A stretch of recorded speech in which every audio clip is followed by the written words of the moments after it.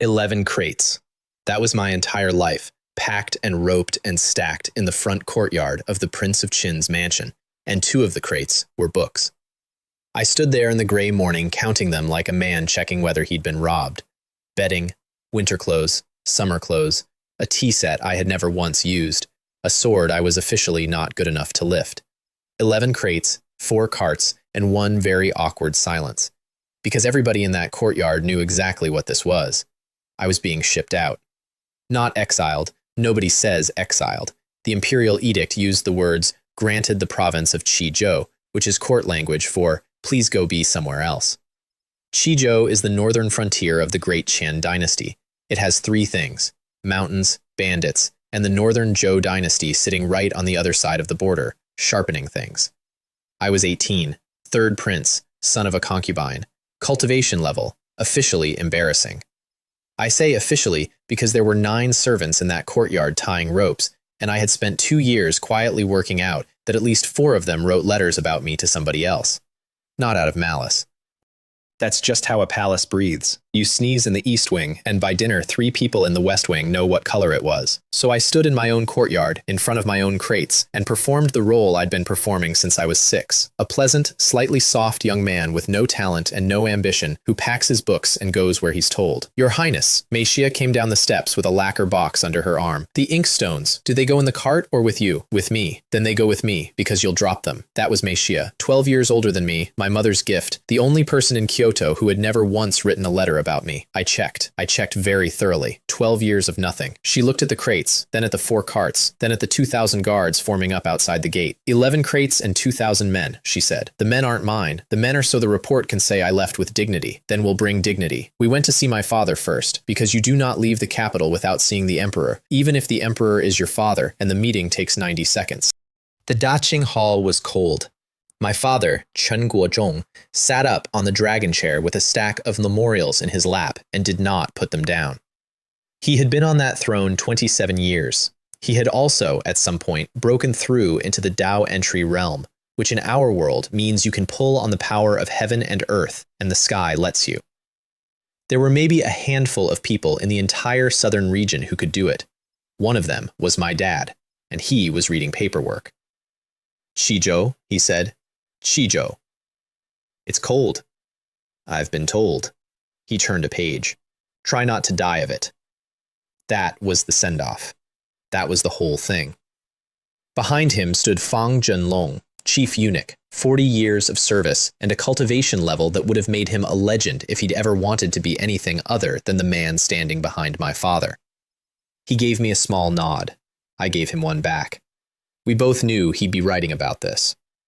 I bowed and left, and did not let my face do anything at all. My mother was harder. Wang Huifen lived in the Shui Wei Palace, which is a beautiful name for 4 rooms and a pond in the quietest corner of the compound. She'd been there my whole life. Concubine, not empress, which in palace mathematics means her son is a spare, and everyone treats her accordingly. She had already sent the maids out. That's how I knew it was going to be bad. Sit, she said. I sat. You're going to Qizhou. I asked for Qizhou. I know you asked for Qizhou. She poured tea and her hand was extremely steady, which is worse than shaking. Do you know why your brother didn't stop it? The crown prince, Chen Tianrui, my eldest brother, a man who has never in his life had to want something twice. Because Qizhou solves a problem for him, I said. Because Qizhou solves him a problem, she agreed. And because he thinks a boy with no talent, on a frontier with bandits, is a problem that solves itself. She put the cup down. Ming Xuan, listen to me. Once you are past the 3rd gate, you are not a prince anymore. You are a rumor with an allowance. If you are strong, they will fear you and act. If you are weak, they will forget you and let the border do it. Then I'll be boring, I said. Boring is the only rank nobody attacks. She looked at me for a long time. You have been boring for 18 years, she said. I watched you do it. I never once believed it. And that was the moment my heart did something stupid in my chest. Because in 18 years of extremely careful, extremely disciplined pretending, the only person who had ever seen through me was the one person I would have let. Mother, don't. She reached out and straightened my collar, and her fingers were not steady anymore. Just come back. I don't need you to come back as anything. Just come back. I said, I will. Then I walked out, and Fang Zhenlong was standing at the end of the corridor with his hands folded, and I understood, with complete clarity, that the sealed conversation I had just had with my mother would be on my father's desk before the tea cooled. Cool. Very cool. Love that for me. The gate is called the Zhuche Gate, and it is enormous, and the thing nobody tells you about enormous gates is how quiet they are. 2,000 men, 4 carts, 11 crates. No music, no crowd, no farewell party. The second prince didn't come. The crown prince sent a clerk. I stopped under the arch and turned around and looked at all of it. The roofs going up in gold layers, the walls, the whole polite machine that had spent 18 years deciding I was nothing. And I made myself a promise out loud, because promises you only think don't count. Next time somebody opens this gate for me, I said, it'll be because they need something. Then I got on my horse and rode north. 20 minutes outside the wall, something in my skull said, ding. I want to be clear about the ding. It was not a bell, it was not a voice. It was the sound a thought makes when it isn't yours, and it landed in the middle of my head with the confidence of a landlord. Then a tower unfolded behind my eyes. Not a small tower, a tower like a mountain wearing armor. 9 tiers of black stone going up into a sky that wasn't the sky I was riding under, and on every tier there were doors, and behind the doors something was breathing. Tower of Heroic Souls, said the thing in my head, extremely pleased with itself. Host confirmed. Finally. Finally? 18 years, host. 18 years I have been waiting for you to say something you meant. I nearly fell off the horse. Because here's the part I hadn't mentioned to anyone in 18 years, including my mother, especially my mother. I had been here before. Not here. I'd been a man in another world with elevators and deadlines and a very ordinary death. And then I'd opened my eyes as a screaming infant in the Shuiwei Palace and had roughly 6 seconds to decide what kind of person I was going to pretend to be. I picked harmless. I stuck to it for 18 years. And apparently the only thing the universe had been waiting for was one sentence said out loud with my whole chest under a gate. The universe is a drama queen. Main quest, Phase 1, the tower announced. Become the ruler of a nation. Bring the Jianghu forces within your territory under your rule. Reward, to be determined. Punishment, none. Time limit, none. That's it? Become a king. That's the whole quest. I also implemented a starter package. The starter package was a spin. There was a board in there, laid out like a chessboard the size of a courtyard, and every square had a scroll standing on it, and the scrolls were ranked. 4th rate, 3rd rate, 2nd rate, 1st rate, top tier. And then, at the far end, on squares that glowed like somebody had left a furnace door open, a rank the tower called Peerless. Blood. Chi power is the currency, said the tower. You earn it when things die on your side of the line. Stronger things, more power. You currently have enough for 1 free draw, which is good, because 1 Peerless summon cost more than a province. Let me stop and close the obvious door, because I checked it in the first 10 minutes, and so would you. Question 1. Why not summon 50 heroes and roll over everything? Because blood chi comes from kills my side makes. A Peerless hero costs 6 figures of it, and on the day I met the tower, I had roughly the purchasing power of a used donkey. The system was not a treasure chest. It was a business with terrible payment terms. Question 2. Why not summon somebody to just hand me power directly? Because the tower doesn't do that. It gives you people. People who can teach and train and fight and disagree with you. Question 3. Why not summon an army? Not allowed. Individuals only. What you get instead is that certain heroes come with the ability to train a unit. You supply the men, they supply 30 years of dead expertise, and at the end, you have something terrifying. Slower. Much better. Question 4, and the one that mattered. If I get somebody strong enough, why not just point them at Kyoto and take the throne next week? 2 reasons, and I'd known both of them since I was 10. Reason 1 is my father, who is Dao Entry Realm, and the Grand Secretary Wang Xian, who is worse. Reason 2 is arithmetic. A throne you take by murder is a throne every ambitious man in the country now believes is takeable. I didn't want a throne I'd have to hold with a knife under the table for 40 years. Also, the quest said ruler of a nation. It did not say murderer of one. Systems are very literal. Fine, I said. Spin it. The board lit up and the light started walking. I want to explain what that was like because I've had a lot of good days since, and that one still ranks. The glow went skipping across the squares, 4th rate, 3rd, 2nd, top tier, back to 3rd, and every time it slowed down, my stomach went with it. It was a slot machine for dead legends, and I was riding a horse on a public road, sitting perfectly still with my eyes closed while 2,000 men assumed the prince was napping. Then the light stopped on a square at the far end, and the square screamed. "Congratulations, host," the tower said, and I swear it sounded winded. "Peerless, god and demon grade, you have summoned Lu Bu." The scroll unrolled. Name, Wei Ho Jing, also called the Flying General. Rank, Peerless, God and Demon. Weapon, the Sky Piercer, a red dragon halberd. Mount, red hair. Special, a divine and demonic body that gets stronger every time somebody tries to destroy it. Cultivation, 5 chi towards Yuan realm. Let me put that number in a room you can stand in. In the Great Qian dynasty, if you hit 5 chi towards Yuan before you turn 35, they write your name on a list and important people come look at you. The youngest man in the province was 31. My eldest brother, the crown prince, heir to everything, backed by the imperial treasury and every pill in the palace, was 3 flowers gathering at the crown at 24, and the court called that a miracle. The scroll said Wei Hojing was 5 chi at 23, and under that, in smaller letters, it said his ceiling was not visible. There was one more line. Personality, unstable. Ambition, extreme. Loyalty, conditional on respect. Conditional, I said out loud. He once killed 2 employers, said the tower cheerfully, historically. You gave me the halberd guy with a documented habit of stabbing his boss. He is also the strongest thing in this province by a marning I find funny. 900 miles to the northwest, in the middle of a dead sandstorm on the edge of the world, the air split. I didn't see it. I got it as a report later from a caravan guard who was drunk and would not stop crying while he told it. He said the sand stopped. He said the storm just held still, like a dog hearing its name. He said something came out of the crack that had a horse under it, and that the horse was on fire and did not appear to mind. He said the man on the horse looked around at the desert, at the sky, at 900 miles of absolutely nothing, and laughed. Then he asked the sandstorm which way his lord was. That night, we stopped at a post inn 2 days out from the border, and I sat in a room with 1 lamp and waited. I will admit my hands were not perfectly steady. The tower kept helpfully updating me on how fast he was traveling, and the number was not a sensible number for a horse. At the hour of the rat, the lamp flame bent sideways. The window was closed. Meishia stood up so fast she knocked the tea over. To her enormous credit, she did not scream. She put herself between me and the window, which is the single bravest and most useless thing I have ever seen a person do, because the man who came through it could have gone through the wall instead, and the wall would have apologized.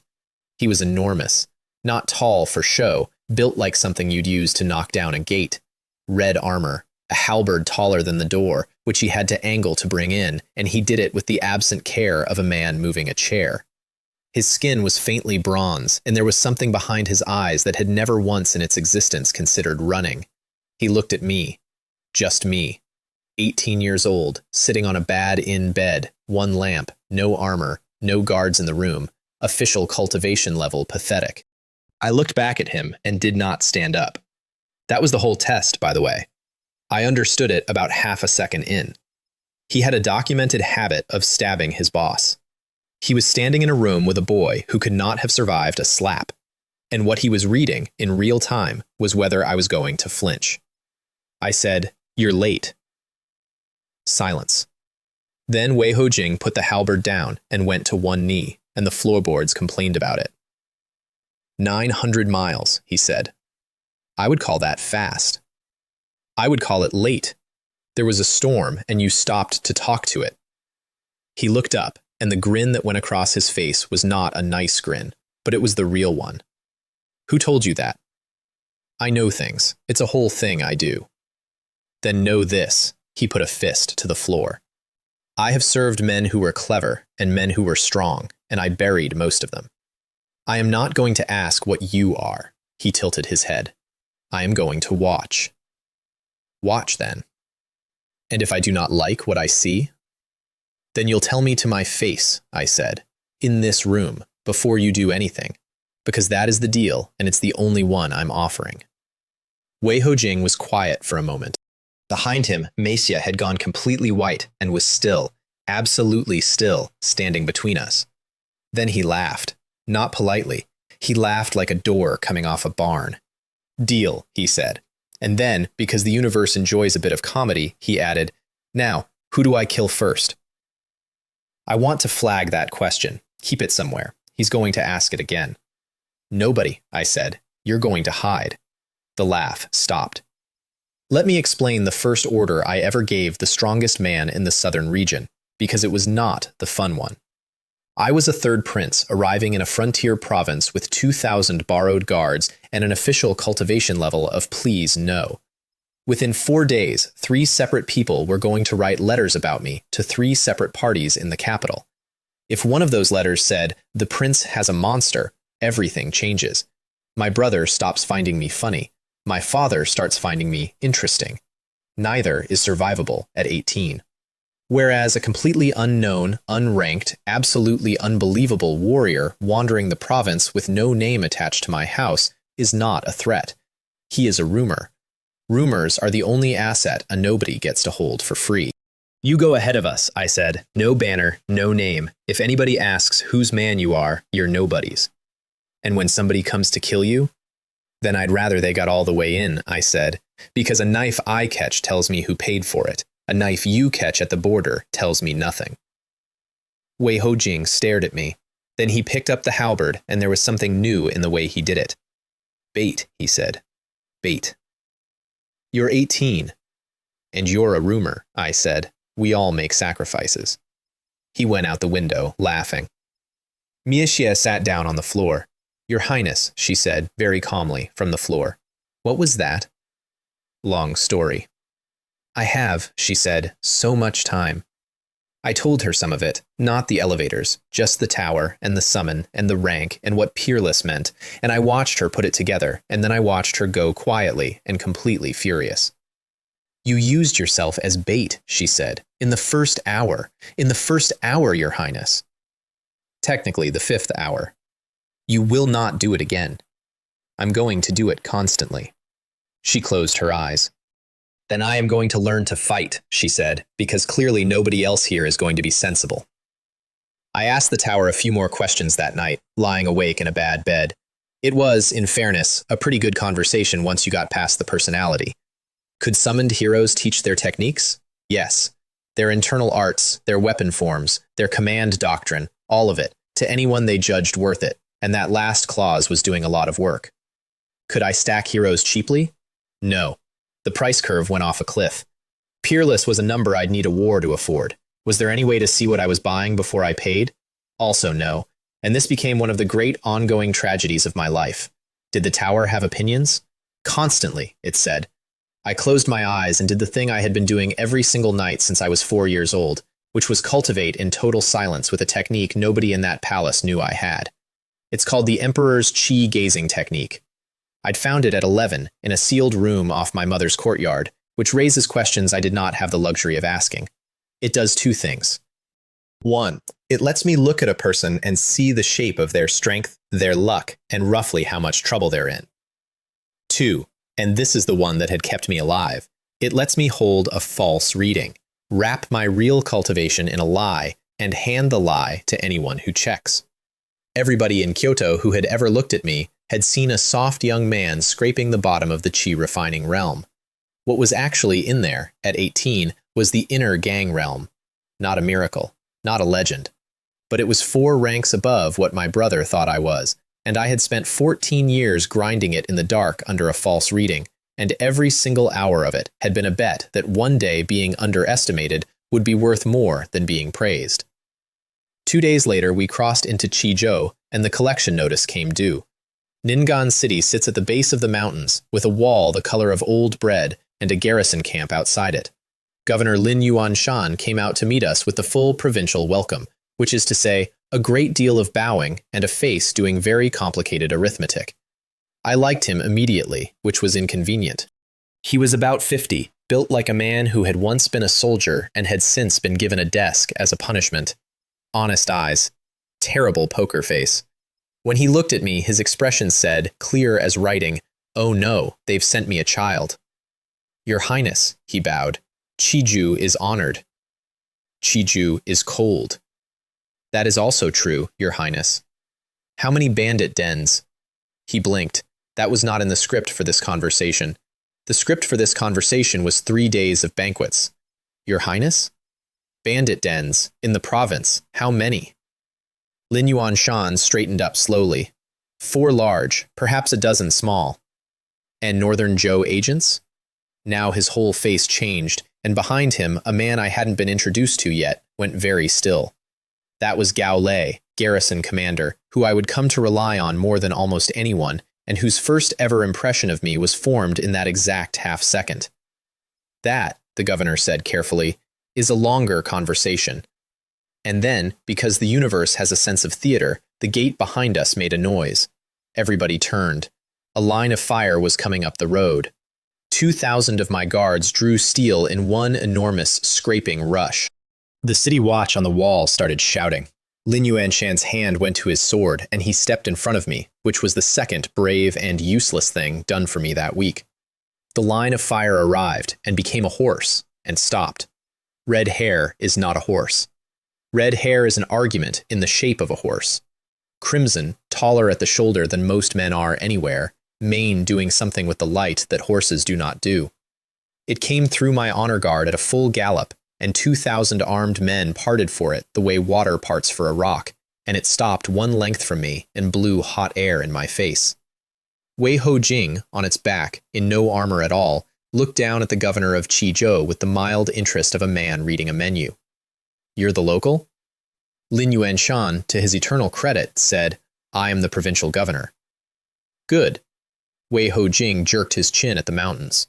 Your Jinyang Mountain has 184 men on it, 43 of them worth calling fighters, 1 leader who thinks he's a swordsman, and 14 women in a cellar. The courtyard went absolutely silent. I felt the shape of my whole first year rearrange itself in that second, because he had not asked me first. He had gone and looked. And now he had said it out loud in front of 2,000 witnesses, which meant it was mine, and I was going to have to do something about it tonight. 14, I said. 14. Wei Ho Jing was watching me. Not the governor. Me. Watching. You went in the cellar. I went in the cellar. Did they see you? No. Good. I turned to Gao Lei, who I had known for approximately 90 seconds. Commander, how fast can you have 400 men on the road with no torches? Gao Lei looked at the governor. The governor looked at me. It was the longest 4 seconds of that man's career. Your Highness, Lin Yuanshan said, the standard procedure is to submit a report to the provincial office, and then, Governor, I got down off my horse. In about an hour, you're going to write a letter about me to somebody in Kyoto. I know you are. It's fine. It's your job. His mouth opened. So write this in it, I said. The prince arrived at noon and went up the mountain that night. I'll tell you what happened on Jinyang Mountain, but I'm going to tell it the way I got it, because I was at the bottom of that mountain, holding a lamp like an idiot, and everything above the tree line belonged to somebody else. Gao Lei had 400 men on the road in 50 minutes, no torches. I have since learned that this is not normal. At the time, I thought it was normal, so I said, good, and watched a professional soldier decide something permanent about me. We went up in the dark. 400 garrison troops, 1 prince, 1 lamp I was not allowed to light. The road up Jinyang Mountain is not a road, it's a suggestion with rocks in it. We climbed for 2 hours in absolute silence, and by the end of the first hour I understood something about the men Gao Lei had picked. They didn't talk. They didn't clink. 400 men in armor going uphill in the dark, and the loudest thing on that mountain was me, breathing. Nobody said anything about it. That's the part that got me. 2,000 Capitol Guards would have made a comment. The plan had 3 pieces. Piece 1 was Wei Ho Jing, who went over the wall. Not up it, over. Red hair stayed at the bottom because red hair on a mountain track is an announcement, and Wei Ho Jing went up the last 200 paces of cliff without using his hands very much, which I had to have described to me twice before I believed it. Piece 2 was the gate, which Wei Ho Jing opened from the inside. Piece 3 was 4 men, hand-picked by Gao Lei, who were not to stop for the fighting under any circumstances. Their entire job was the cellar. That was the piece I cared about. That was the only piece. Then I sat down on a rock at the tree line, 300 paces below the wall, because a prince in a night fight is a hostage with extra steps. So what I got was sound. First, there was nothing, a long nothing, long enough that I started doing the thing where you review every decision you've made in the last 6 hours. Then a shout. 1. Cut off. Then the gate, which is a very specific noise, a long wooden groan like a big animal being surprised. Then 400 men going through it, which is not a noise I can describe except to say it sounds like weather. And then the shouting changed. I want to be honest about this. I had read about battles my entire life, in 2 worlds. I had opinions about tactics. I'd never heard the sound before. And the thing nobody writes down is that at a certain point it stops sounding like fighting and starts sounding like work. Steady, unhurried, men calling short words to each other over and over. Then even that thinned out. And then there was one voice up there, yelling something the same way, again and again, and I could not make out the word. A soldier came down the path at a run. Young. He'd lost his helmet somewhere. "Your Highness, the cellar's open." I went up that mountain faster than my dignity could follow. The stronghold on Jinyang was bigger than the provincial file said. Stockade, 3 longhouses, a smithy, a pen with 11 stolen horses in it. Whoever had built it had been building it for years, with the confidence of a man who had checked and found out that nobody was coming. The cellar was under the 3rd longhouse. There was a soldier standing at the top of the steps with his sword still drawn, and he had turned himself sideways so he wasn't looking down them. I looked down them. I'm not going to walk you through it. I looked for about 4 seconds.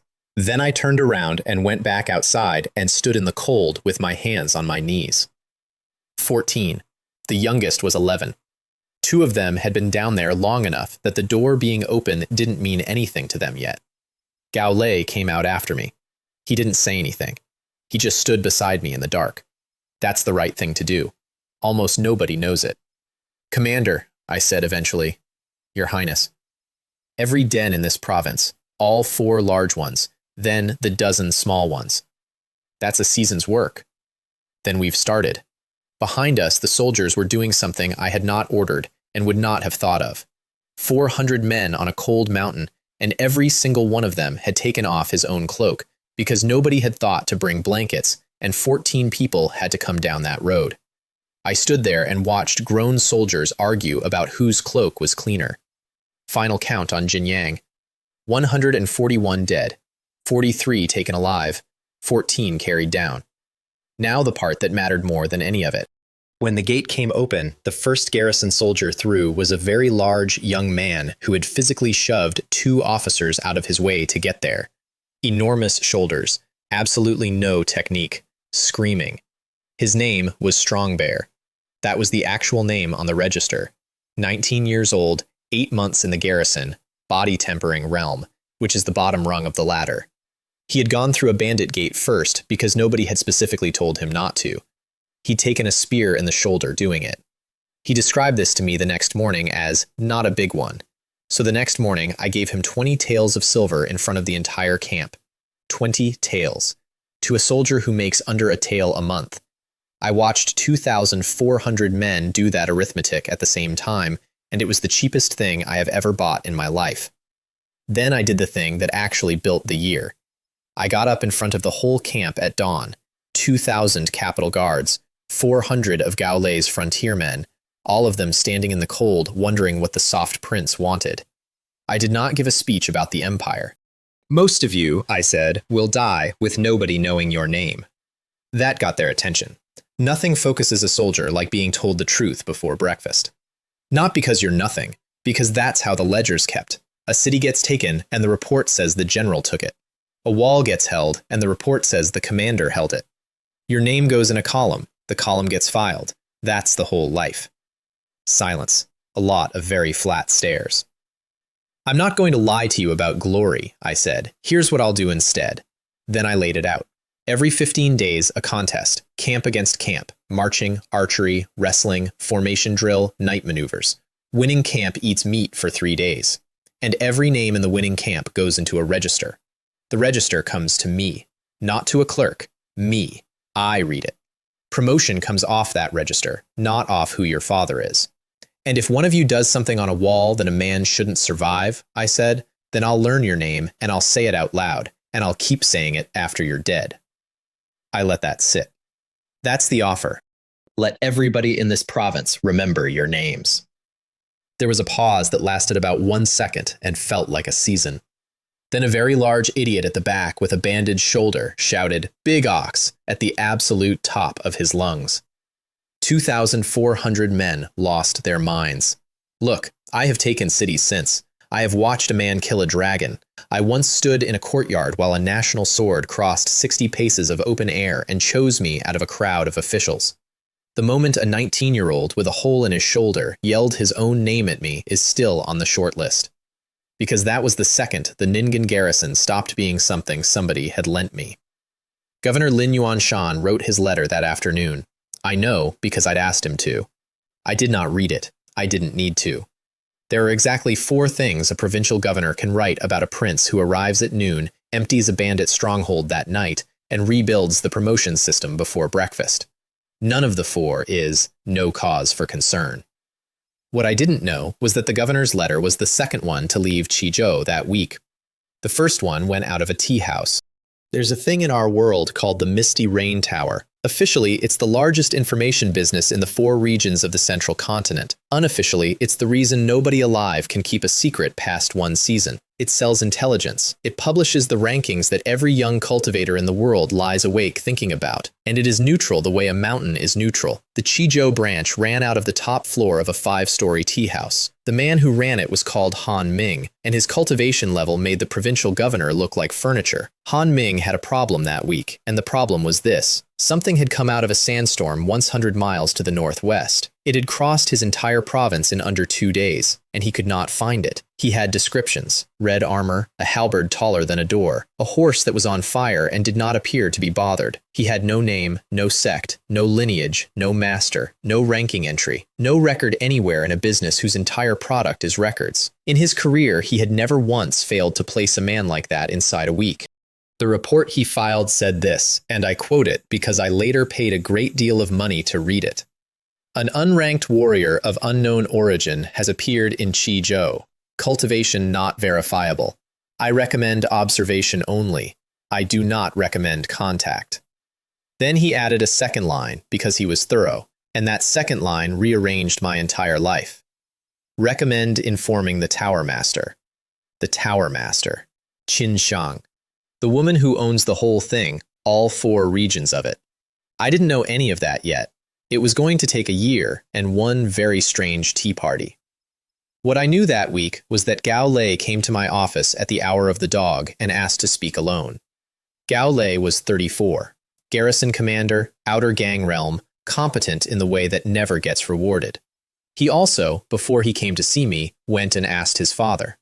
His father was a retired soldier in a village 2 days off, and I only found this out much later, and I have never stopped being moved by it.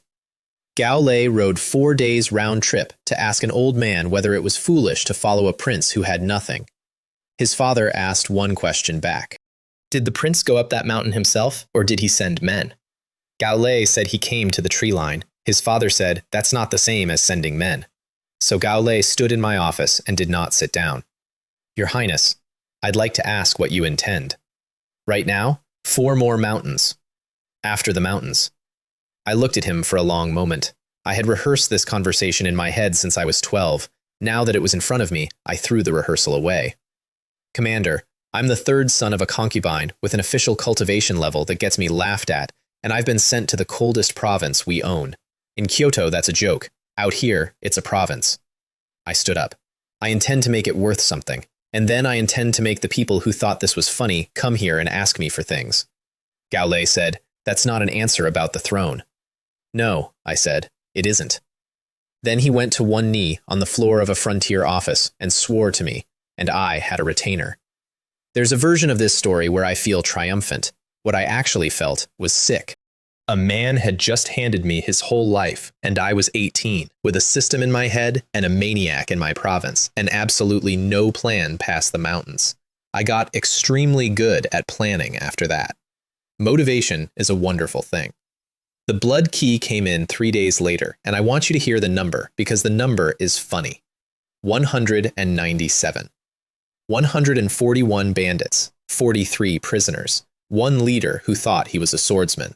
Total contribution to my divine account, 197, in a currency where a single peerless summon costs a number with 6 digits. So if I clear every den in the province, I said, I can afford nothing, said the tower. You can afford nothing. This is my favorite part. You are a very rude tower. I am an honest tower. Fine. But it cleared the whole year up for me in about 4 seconds. Bandits were never going to fund anything. Bandits were the warm-up. If Blood Key scaled with what died, the only things that would ever actually pay were the Northern Zhou dynasty across my border, the sects on my mountains, and eventually men with titles, which meant every den I cleared was not the business. It was the training program, so I ran the program. The first contest went to Ningen Camp. This delighted Gao Lei and enraged 2,000 capital guards, who had arrived assuming that being from Kyoto counted as a skill. The prize was 3 days of black bear and vicious beast meat. If you have never watched soldiers eat beast meat, you don't know what morale is. That is not food. That's cultivation you can chew. A man who eats that for 3 days walks differently on the 4th. Then, at the second contest, I mixed the camps, deliberately. Capital Guards and Frontier Garrison shuffled into new units, all of them furious about it. 2 reasons. 1. My 2,000 Capital Guards were technically loaned to me. Their loyalty ran through a clerk in Kyoto, and men do not stay loyal to a clerk once they've been up a mountain in the dark with the man beside them. 2. Gao Lei's frontier troops knew things nobody in a palace ever learns. Weather, tracking, which slope holds a footprint.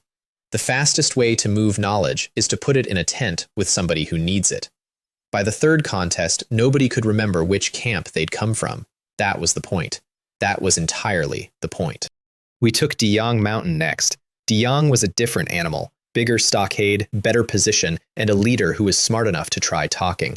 He came out on the wall with a lamp and made me an offer. Half of everything they had, free passage for the province's caravans, and a name, the man who supplied their weapons, who turned out to be a very interesting person with a very interesting business in a very interesting city.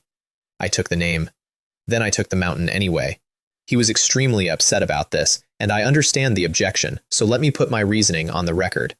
A man who will trade the name of his own supplier for 1 night of survival has already told you exactly what he'll trade tomorrow. You cannot leave that in a province. You can pay him for the name, and you can still not leave him in the province. I paid him for the name, incidentally, not in silver. He asked to be the one who went first, before he had to watch, and I let him. Defeng Mountain was the one I still think about. I went inside that one. I shouldn't have. Gao Lei told me not to twice, and I told him I'd already seen worse, which turned out to be the single most incorrect thing I have ever said out loud. I'm not going to describe what was under Dafeng. Here's the only detail I'll give you, and it's not about the room. It's about the file. Dafeng Mountain had been on the provincial register for 6 years, 3 governors, 11 separate reports, and the classification on the file, in beautiful clerk's handwriting, renewed every single year, was minor nuisance. 6 years. Minor nuisance. I came out and stood in the wind for a while. Wei Hojing was waiting on the path with the halberd on his shoulder, and he took one look at my face. All of them, he said, not a question. All of them. Even the ones who'll say they were only cooks. Especially those. He went back in. Afterward, Gao Lei asked what we should do with the leaders. There's a tradition on the frontier. The tradition involves the city gate and a great many spikes, and the whole province expects it, and I will be honest with you, it does work. I said no. Your Highness, the tradition tells the bandits we're frightening, I said. I want to tell the villages something else. So instead we sent riders. Every village well within 100 li got a board. On the board went a list, the names of the men who had run that mountain, what they had done, what had happened to them, and at the bottom, one line. Reported by a woodcutter of Xiaping village, who walked to the garrison gate in the rain and was believed. That woodcutter got 20 taels and his name on a board in 4 counties. Within a month, I had more intelligence coming out of the countryside of Qizhou than the provincial office had gathered in a decade. It was free, it arrived on foot, and it was almost always correct. I'd love to tell you this was deep strategy. Honestly, I just didn't want to look at spikes on a gate every morning. Then, in the middle of all that, a rich man came to my door and cried. His name was Zheng Anyue, head of the Zheng family, which in Qizhou means horses, not saddle horses. The Zheng ran a breeding operation that supplied cavalry mounts to 3 prefectures. To understand what that means, understand this. A serviceable war horse in Qizhou cost more than a house. A good one cost more than a street. He had lost 150 head in one night. He came into my office in a very expensive robe and got 4 sentences into a formal petition before the formality came off him. Then he just stood there with his hands going, "Your Highness, please, 150 head. My family has 900 people on the payroll. If I can't deliver in spring, I'm finished, and every one of them is finished." He laughed, and it came out wrong. I have been to the provincial office 4 times. Frau times? 4 times. They filed it. Then he put a box on my desk. I looked in the box. Gold. A great deal of gold. Enough that I did a small private calculation about what my entire annual allowance from the capital actually was, and then made myself stop doing it. "Take that off my desk," I said. Zheng Anyue went gray. "Your Highness, I meant no insult. You've misunderstood." I pushed the box back at him. "You didn't come here to buy a favor from a prince. You came to report a crime in a province I'm responsible for. Those are different things, and I need you to know that I know it." He stared at me. "Who took them?" I said. "I don't know." "You do. You're just afraid to say it inside a government building." Long pause. "The Broken Cloud sect," he said. "Ah, now I have to explain something about our world, because it explains the next 20 years of my life. There are 2 systems of power here, stacked on top of each other, both pretending not to notice. There's the dynasty, emperors, provinces, taxes, law, men with spears. And there's the jiahu, sects, schools, martial families, and individuals strong enough that walls stop being a relevant part of the conversation. Officially, they coexist. In practice, when a sect on a mountain decides a merchant's horses now belong to the mountain, there is no law. Because law is a man with a spear, and the mountain has a man who can throw the spear back through him. The Broken Cloud sect had a mountain gate, a protective formation on it, a couple of 100 disciples, and a head named Yang Hao, who was 3 flowers gathering at the crown, which in that province made him, functionally, a small god. They had also, for about 6 years, been running a very profitable bandit operation in sect robes. "They'll say the horses were a gift," Zheng Anyue said. He'd gone flat. "They said that last time." "There was a last time?" 40 head, 2 years ago. I sat back. "Mr. Zheng, I'm going to do something now, and I want you to remember that you did not pay me for it." I tapped the box. "Not because I'm noble. Because in about a year, I'm going to need something from you, and I want the price to be clean when I ask." He didn't understand that at the time. He understood it extremely well 11 months later. Then I called Wei Hojing in. He'd been in the province 3 weeks. He had personally scouted 4 strongholds, emptied 2 of them, refused a rank twice, and spent most of his free time riding red hare in circles around my cavalry until they cried. He came in, looked at the box of gold still sitting on my desk, and said, "Who do I kill?" "Second time. I told you to keep it." "A sect." His whole face changed. Up until that sentence, in his professional opinion, this entire job had been beneath him. "A whole sect?" "There's a formation on the mountain." "There's a formation on the mountain," he repeated, in the exact voice of a man being told his dinner comes with a side dish.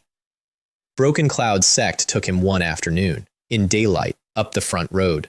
Here's the thing about that formation. 3 generations of that sect had maintained it.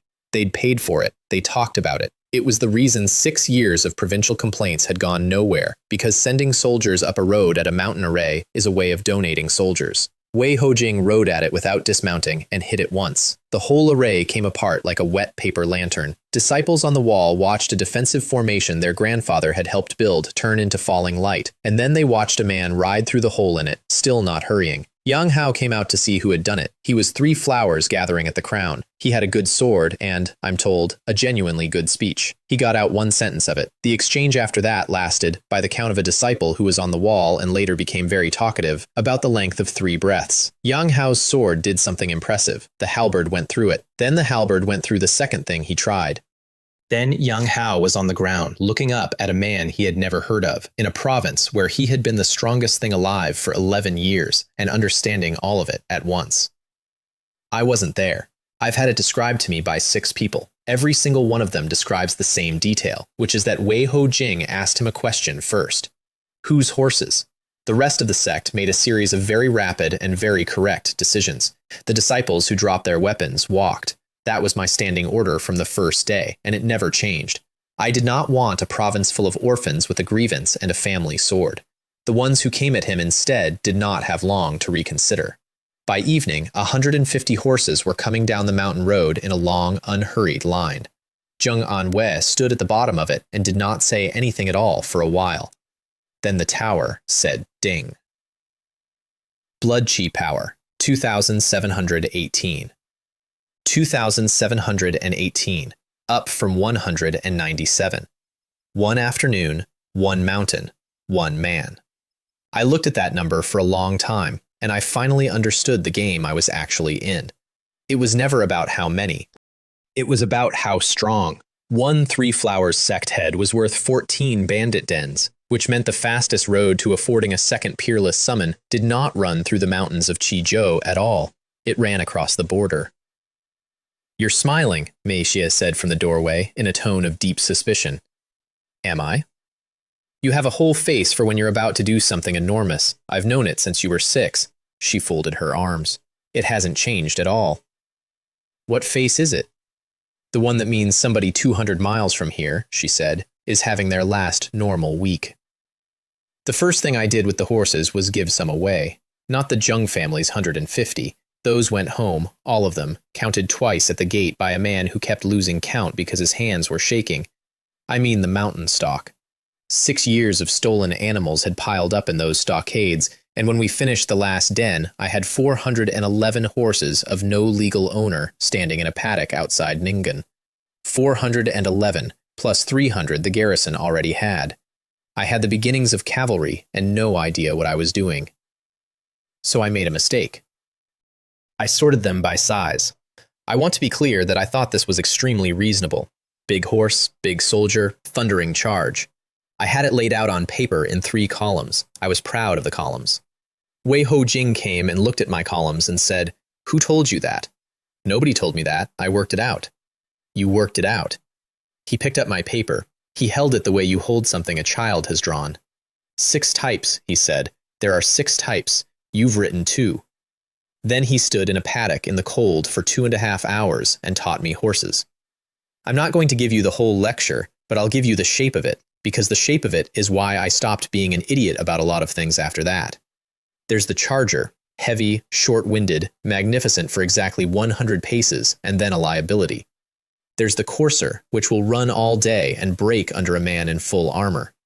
There's the mountain type, ugly, small, absolutely unkillable, and worth 4 of anything else on a slope. There's the pack animal, which everybody undervalues until the day the supply train decides your battle. There's the beast-blooded, which is not a horse at all and should be treated as a weapon that has opinions. And there's red hair, spans which he described as a category. You have 400 courser types, he said, and you have sorted them by height, and you have put your heaviest men on your fastest animals, and in a real pursuit you will lose 11 riders in the first hour to nothing at all. To ground. Right. You wanted 100 paces of thunder. Northern Zhou does not fight you at 100 paces. Northern Zhou runs and burns a village behind them and runs again, and the winner of that war is whoever can still be moving on day 9. I stood there and had a fairly unpleasant moment with myself. Because I had done the exact thing I despise. I had read the wrong books, decided the wrong answer, written it in 3 neat columns, and I had gotten away with it entirely because everyone around me was afraid to tell a prince he was wrong about horses.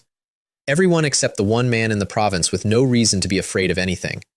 "Redo it," I said. "All of it. Your way." Wei Ho Jing blinked. I don't think he'd expected that. I think he'd expected an argument, because in his long and colorful professional history, telling employers they were wrong had generally been the beginning of the interesting part. You'll give me the horses. I'll give you the horses, the riders, and the paddock. I handed him back the paper. And you'll tell me when I'm wrong out loud, in front of people, like you just did. That doesn't change, ever. He looked at the paper. You want it in front of people. Especially in front of people. A prince who can be corrected in public is a prince nobody has to lie to. I shrugged. Lying to me is the only thing that can actually kill me out here. Wei Ho-jing was quiet for a second. Then he said, You are a very strange boy, and walked off with my columns to go do it properly. That night I sent him something. Every military treatise I had, all 11 crates worth of books, minus the poetry, hauled to his quarters on a cart. I want to be honest about why. It was not generosity. It was arithmetic. I had a peerless warrior who had never seen a crossbow, had never fought a war with supply lines that ran 900 miles, and did not know that the dynasty across my border had a standing army of 100,000 men and 11 prefectures of grain to feed it. Every hour he spent reading was an hour of my life I got back later. He read all of it, in 8 days. Then he asked for more, and I had to write to a bookseller in Kyoto, which produced its own small scandal, because apparently a disgraced prince ordering 40 volumes of border campaign histories is a thing people notice. At the end of it, 710 riders came out of that paddock as a unit that did not exist before. He named them himself, Wolf Cavalry. I asked why wolves, and he said, Because wolves do not charge. They follow you for 4 days, and then you are tired. 2,000 miles south, my father was reading about me. I got this account years later from Fang Zhenlong, who was standing behind him at the time, and who told it to me in exactly 9 sentences, because that is how that man tells everything. Governor Lin Yuanshan's second report went in at the end of the season. It was long. Governors do not usually write long. It laid out the whole thing. 4 large strongholds and 11 small ones cleared in 1 season, a sect raised, a merchant family's stock recovered without a single tael changing hands, verified, a promotion register kept by hand, 2,000 capital guards and 400 frontier troops now indistinguishable from each other, bandit incidents in Chiju down to 0 for the first time in the recorded history of the province. And at the end, because Lin Yuanshan could not help himself, he quoted something I had said to him. We'd been standing on the wall of Ningan City. He'd asked me, carefully, whether I was worried that all of this was going to be noticed in the capital. And I'd said, Governor, a man gets 1 life and 3 feet of steel. The steel is the only part anyone bothers to write down. I'd rather they wrote something. My father read that line twice. Then he put the report down, and he sat there for a while in a very cold hall, and then he called for a brush. He wrote the line out himself. He had it framed. He hung it in the Wending Pavilion, which is where retired emperors and monsters go to play chess, and it stayed on that wall for the rest of his life. Then he said 7 words, and Fang Zhenlong went pale, and the entire shape of my next 3 years was decided by a man in a room I wasn't in. Draft the imperial edict, my father said. Not yet. Draft it. Winter came, and with winter came an invitation to tea. The Misty Rain Tower branch in Ningun sent it the polite way, which is to say a boy in a plain robe handed it to my gate guard and left before anyone could ask him anything. Cream-colored card, 4 characters, 5th floor. Han Ming wanted to talk. Now.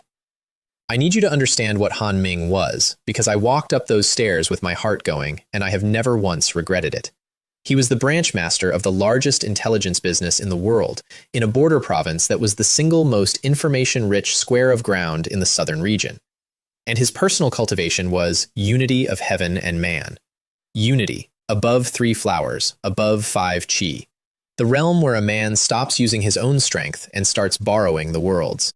There were fewer than 20 people at that level in the entire southern region, and one of them had been sitting in a tea house in my province the whole time, drinking tea, watching everything, taking notes. I went up alone. Mei Xie's opinion about this was extensive. The 5th floor was 1 room, and the room was mostly window. Snow outside, a brazier, 2 cups already poured, and a thin man in gray who looked about 50 and could have been 300. Your Highness, branch master, sit, The tea is Tong Tian. It's from the eastern region, and it's wasted on you at your age. I sat. And then, before I could get through a single polite sentence, he put a piece of paper on the table between us, face down. I'd like to make a wager, Han Ming said. On what? On the man in red armor. Well, I have a name for him, he said. I have no lineage, no sect, no master, no ranking entry, no birth record, no bonage assessment, and no verifiable cultivation. He tapped the table once. In 31 years, I have never written that sentence about a living person. That's not a wager, that's a complaint. He smiled, very slightly. I have thought about that smile a great deal since.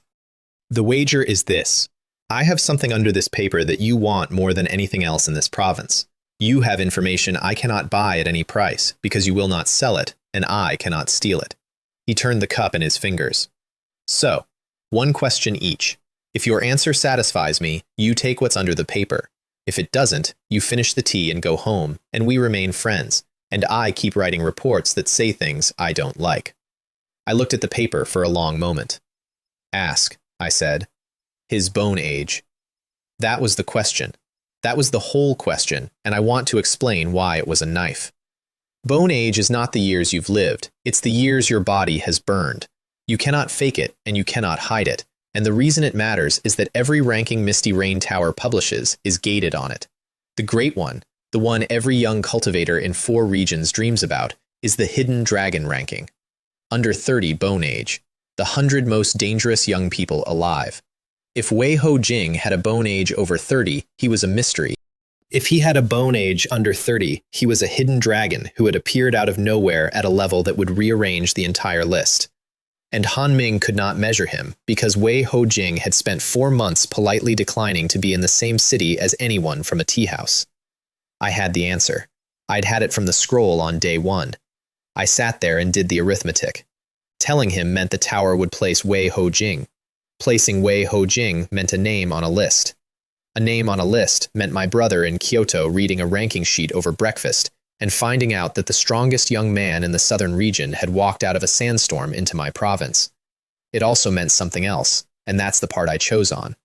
It meant nobody would ever again wonder whether a nobody prince had a real asset. They'd know. And the entire reason I had spent 4 months hiding him was to get to the moment where the reveal was worth more than the secret. 25, I said. Han Ming put his cup down. He did it very gently, and I watched a man who had been professionally unsurprised for 31 years take a moment.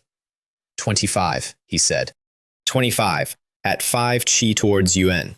At 5 chi towards Yuan. He sat back.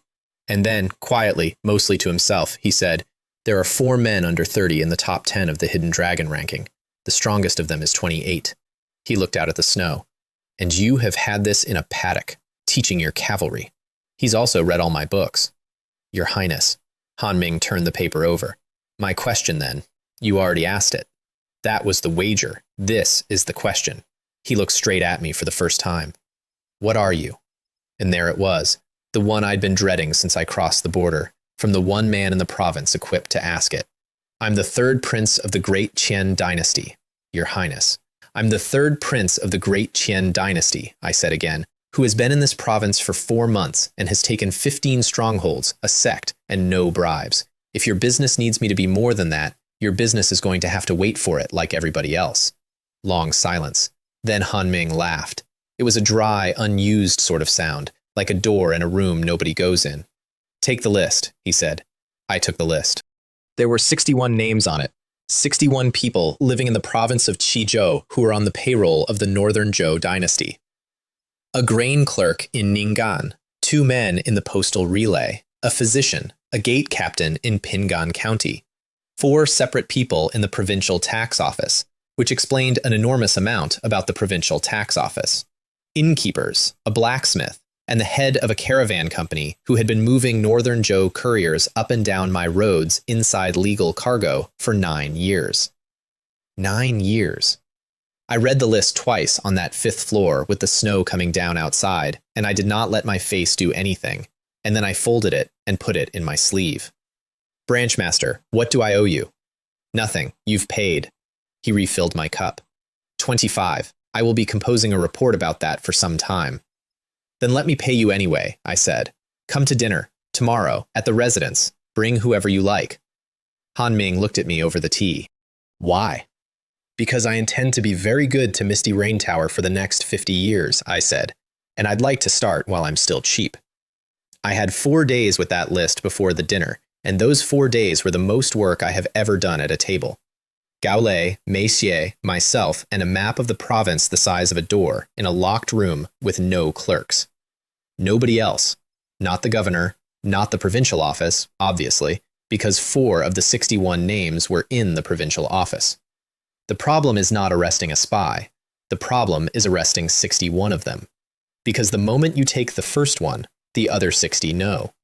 A grain clerk goes missing in Ning'an on a Tuesday, and by Thursday morning there is a rider on the North Road, and 31 people have burned their papers and 11 of them are gone, and what you have is not a network destroyed, it is a network warned.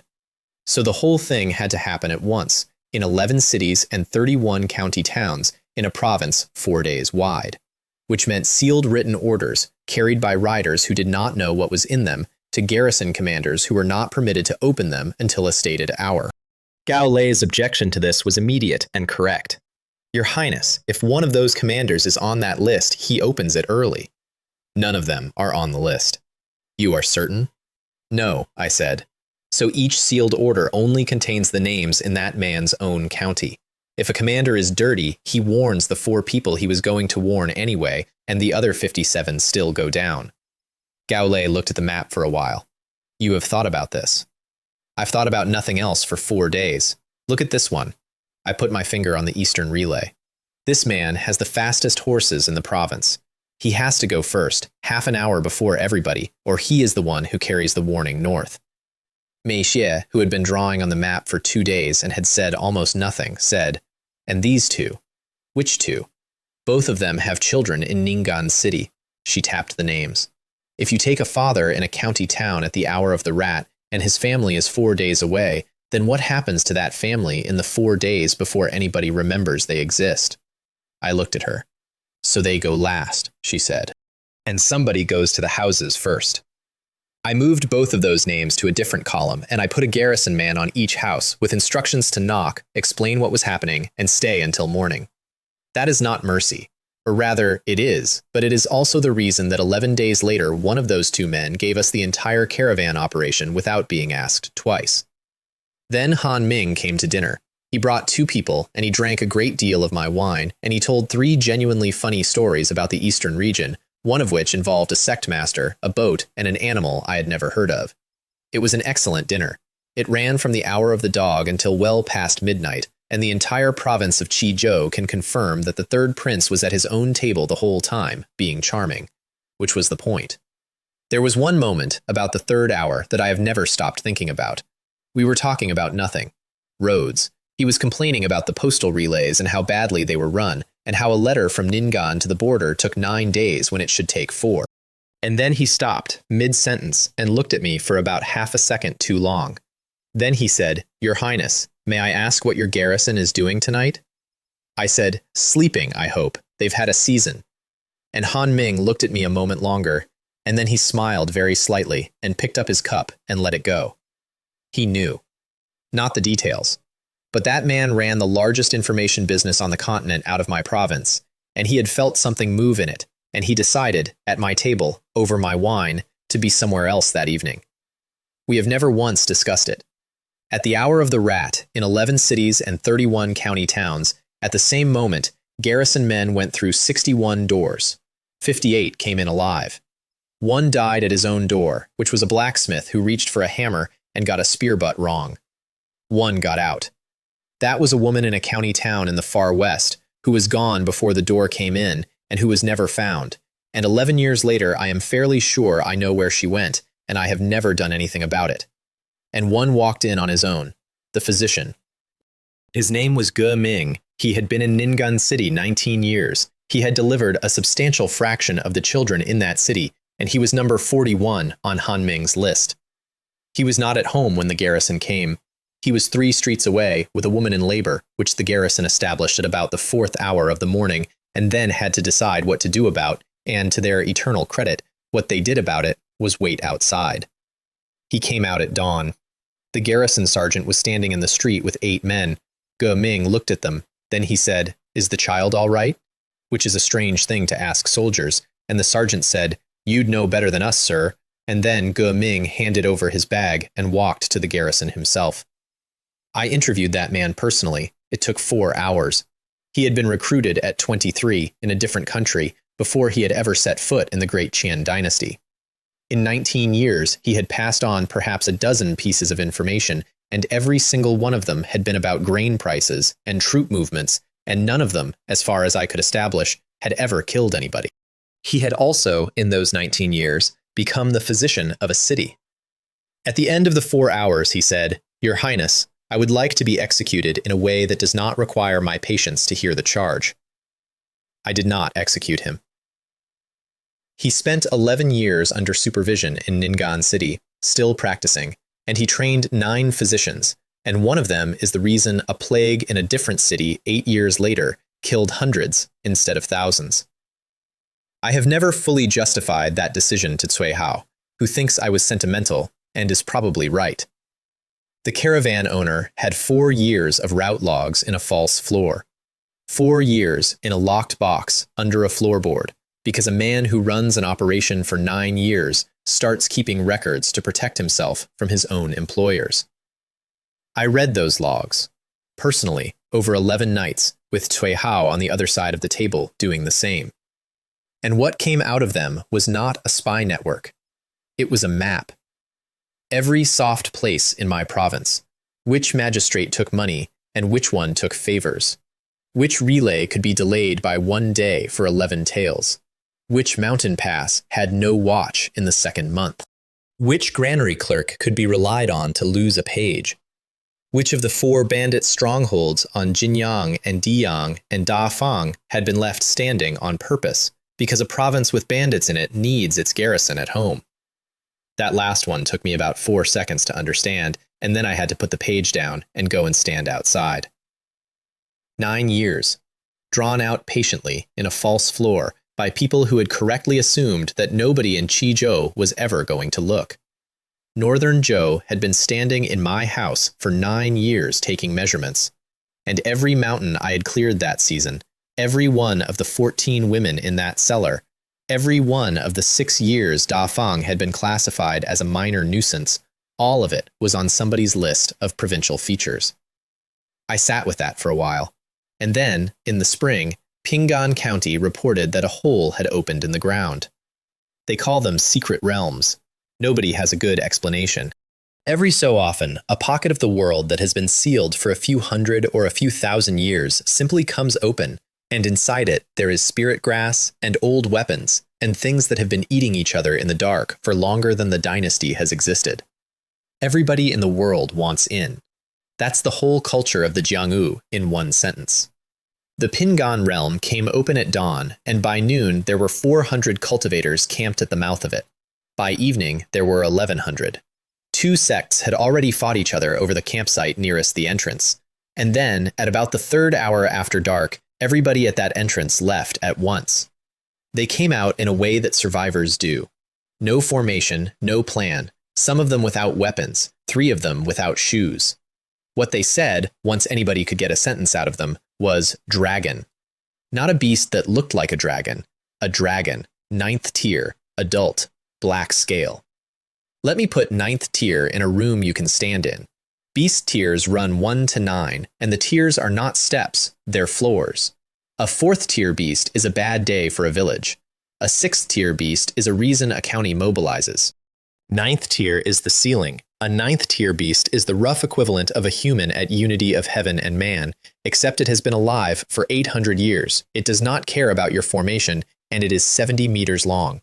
There were 3 men at unity in my entire province, and one of them was a tea merchant. Governor Lin Yuanshan came to my office at midnight, and he was a different man than the one who had greeted me at the gate a season ago. He had a map, a report, and a plan, and the plan was correct. Your Highness, we seal the county road, we evacuate 4 villages, and we petition the capital for a Unity Realm response. It will take 2 months for anyone to come.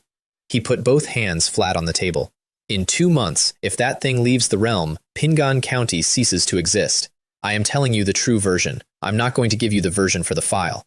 I looked at the map for a while. Governor, I said, go home and sleep. Your Highness, I'm going to send one man. Lin Yuanshan's mouth opened, and then he did something I will always give him credit for. He did not say it was impossible.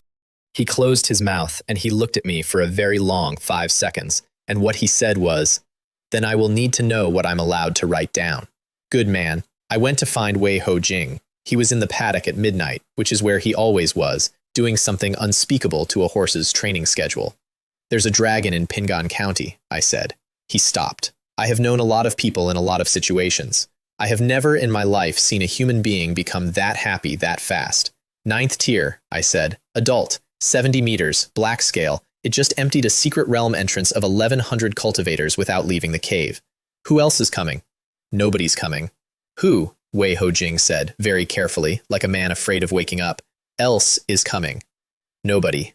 There's nobody in the province above 3 flowers except a tea merchant, and I'm not lending you a tea merchant. He put the halberd on his shoulder. 3rd time. That's 3. Then who, he said, do I kill? Here is what 1,100 cultivators saw from the ridge above Pingan County the next afternoon, because 1,100 cultivators did not go home. Of course they didn't. They got to a safe distance, and then they sat down to watch, which is the most Jianghu thing that has ever happened. They saw one man ride up the county road at a walk. No army, no formation, no banner. One man in red armor on a horse the color of a furnace, going up a road toward a cave that 1,100 people had run out of the night before. Somebody on the ridge shouted at him. Several people did. One sect elder apparently went down 40 paces to warn him personally and got as far as, "Young friend, that cave," before the man in red said, "I know," and kept going. Then he stopped at the mouth of it, and he did not go in. He shouted into it instead. Nobody agrees on what he shouted. I've heard 6 versions. The version I believe, because 4 separate people who did not know each other reported the same thing, is that he called it a worm. The mountain moved. I was 3 li back down the road on a rock, with Gao Lei and a lamp I was again not allowed to light, and I felt it in my teeth before I heard it. The dragon came out of that cave like water out of a broken dam. 70 meters. Black scale that didn't reflect the sunset so much as refuse it. 800 years of something in the dark, and it came out fast, which is the part the stories always get wrong. Big things are not slow. Big things are catastrophically fast, and that is the whole problem with them. Then red hair was not where it had been. I need to talk about red hair for a second, because everybody remembers the halberd, and almost nobody understands the horse. Red hair is not transport. Red hair is half the weapon. What that horse does is not running. It is a kind of extremely aggressive negotiation with distance, and the reason Wei Ho Jing could fight something 70 meters long in a river valley is that he was never, at any point in the entire fight, standing anywhere. The first exchange took the top off a hill. I'm not being poetic. There was a hill. It had a shape. Afterward, the shape was different, and the county surveyor had to redraw 2 pages of the tax map, and he sent me the bill. What I got from 3 li away was this. Sound like a mountain clearing its throat. A shockwave that knocked Gao Lei's helmet off. Then a long stretch of nothing, and then a second sound, and then the river went white all the way down past our rock because something upstream had displaced a great deal of it at once. Then the sky lit up red, then black, then red again. The whole thing took about 40 minutes. I have the middle of it from 2 sources. The Ridge crowd, who had by then become the most reliable historians in the province because there were 1,100 of them and nothing else to do. And Wei Ho Jing himself, eventually, 4 years later, in a tent, when I finally asked him properly, and he answered properly. Here is the shape of those 40 minutes. The first 10, he was losing. Not badly. He was alive, which nobody on that ridge expected. But an 8th century beast at the ceiling of the tiers does not fight the way a man fights, and everything Wei Ho Jing knew about combat had been learned against men. The specific problem was that it did not have a front. A man has a front. You work around it.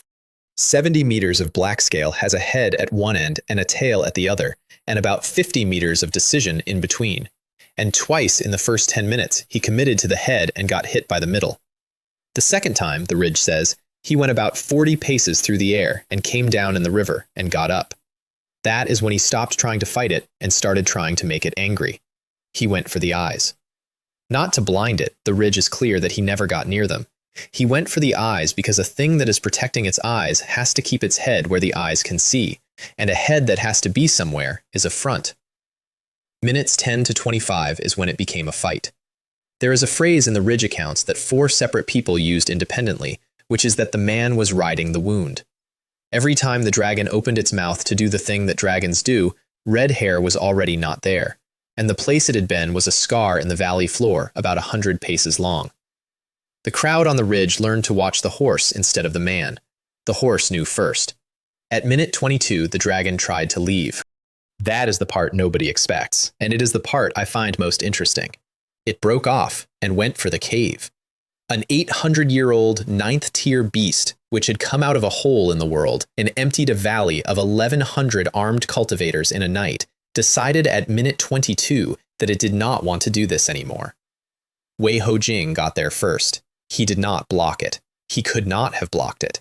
What he did, according to the Ridge and confirmed by him, was get in front of it and let it see him get in front of it, and then stand still.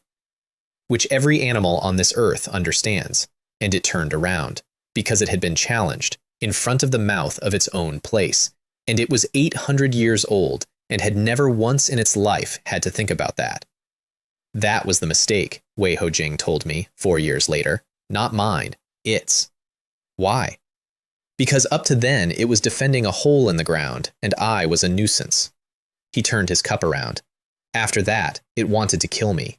And a thing that wants to kill you tells you everything. Minutes 25 to 39 were the part that broke the valley.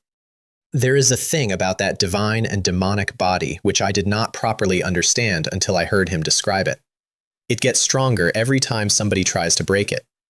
That sounds like a blessing, and it is not entirely, because the way it gets stronger is by being broken first. He let it hit him. On purpose. 4 times. 4? 3 on purpose, Wei Hojing said. The 4th one I would like to describe as on purpose. And then the last 30 seconds, and the Ridge is unanimous on this, and it is the single most extraordinary thing in 1,100 separate accounts. He put the halberd down. He came off the horse, in the shallows of the river, in front of a wounded 9th-tier dragon, and he set the sky piercer point down in the mud and let go of it, and walked forward without it. I have asked him about that exactly once.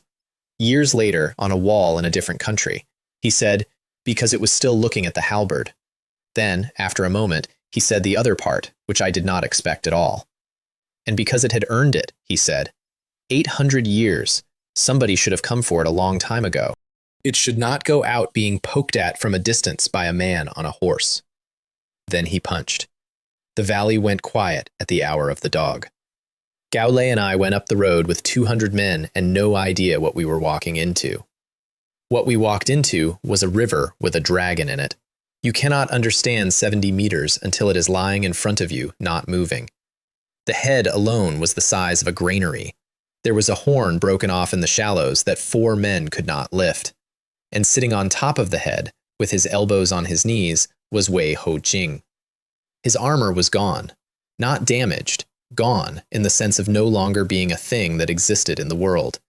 He had a burn across his shoulder and one arm he wasn't using, and he looked up at me with an expression I had never seen on his face before, and it was not triumph, it was gratitude.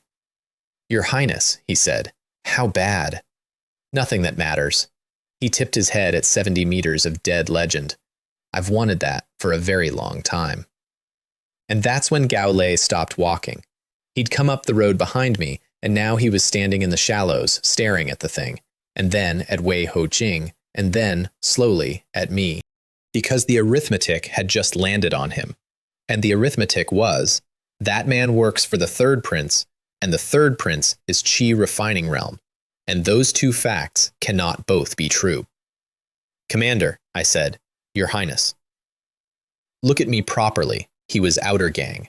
He couldn't read me at all, not really, but he could read the difference between a locked door and an open one, and I opened mine for about 2 seconds. Gao Lei's face did something complicated. "Inner gang," he said, "inner gang. You are 18. I've been at it a while." "Your Highness," Gao Lei said, and I could hear him working. "You have been in this province 5 months, and you have let every man in that camp believe." That I'm soft, yes. Why tell me now? Because you just watched a man kill a dragon for me, I said, and I'm not going to let you go home and wonder what kind of person you swore to. He was quiet. Then he laughed, which I had not heard him do before, and it was one short, unhappy bark. The governor is going to have a very difficult evening, he said. The governor had a very difficult evening. Lin Yuanshan arrived at the 3rd hour of the morning and stood in the shallows of the Pinggan River in his official robes with the hem in the water, looking up at a dead 9th-tier dragon, and he did not speak for 4 full minutes. I let him have them. Eventually, he said, in the flattest voice I have ever heard from a living man, "Your Highness, what am I allowed to write down?" "All of it." He turned around. "All of it," I said. "The dragon, the tier, the man, the 40 minutes, the hill. Sig it, seal it, send it by the fast relay, and put your own name at the bottom, not a clerk's." "Your Highness, if I write this, they will not believe me." "They'll believe you the 2nd time," I said. "Governor, you've been the honest man in a filed province for 11 years. That's about to become the most valuable thing in Qizhou. Write it exactly as it happened, every time, and in 3 years there will not be a document in this dynasty that people trust more than one with your seal on it." Lin Yuanshan stood in the river for a moment longer. Then he bowed, in the water, in his good robes, and went to write it. It took 9 days to take that dragon apart. I'm going to skip the process because it was 90% logistics and 10% men being sick, but I'll give you the inventory because the inventory is what actually changed my province. Scale in quantity. Enough that 11 months later, the wolf cavalry had scale-reinforced armor that a standard crossbow bolt would not go through, which is a thing that does not exist anywhere in the southern region at any price. The horn, 2 of them. One went into a weapon eventually, and the other one I kept. Sinew, which is worth more than the scale, and which nobody outside a workshop has ever heard of. Bone, which went to a smith in Ningen who cried. The meat, which was the interesting part. 9th-tier beast meat is not food, in the same way that a pill is not a snack. It is dense, hostile, extremely powerful, and if you feed it to an untrained man, he will simply be injured by dinner. It has to be cut, cooked with suppressants, and rationed by cultivation level. I gave it to the camp. All of it. Every man in the Ningen garrison and the mixed camps, 2,400 and some, in graded portions, over 11 weeks, with a physician standing there for every serving. Here's what that bought. In 3 months, my camp had 140 men break through a realm. 140. In a frontier garrison, where the normal number for 3 months is 4 or 5, and one of those is lying. Strong Bear went from body tempering to blood condensation, and then, in the same season, to marrow cleansing, which, for a 19-year-old with no family technique and no talent whatsoever, is not supposed to be possible. He came to thank me and got about 6 words out before he started leaking, and then he had to go stand outside. Gao Lei got a share of the blood. Not the meat. The blood is the real prize, and there was not much of it left usable. He was outer gang when the dragon died. He came out of the physician's tent 11 days later at 3 flowers gathering at the crown, and he sat down on a bench and stared at his own hands for about an hour. Outer gang to 3 flowers, 2 whole realms at 34 on a frontier commander's salary. He didn't say anything about it. He just started training the camp 4 hours a day instead of 2, and he never once mentioned it, and I have never in my life had to ask that man for anything twice. Wei Hojing took the largest share, went into a sealed room, and stayed there for a month and a half. And I took a bath. I want to be extremely precise about this because medicine bath makes it sound restful. The physician's exact words were, "Your Highness, this will not be pleasant, and I would like it in writing that you insisted." The composition was 9th-tier dragon blood, thinned 4 parts to 1, in a stone tub with 11 spirit herbs and a very great deal of expensive powder, kept at a temperature that made the room shimmer. 7 days. You go in, and you do not come out. And the whole time the technique you're running has to keep the thing from simply cooking you from the middle outward. Days 1 and 2 were the worst hours of my life to that point.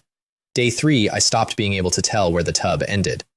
Day 4, something in my chest gave up, in the good way, which is the only way I can describe it.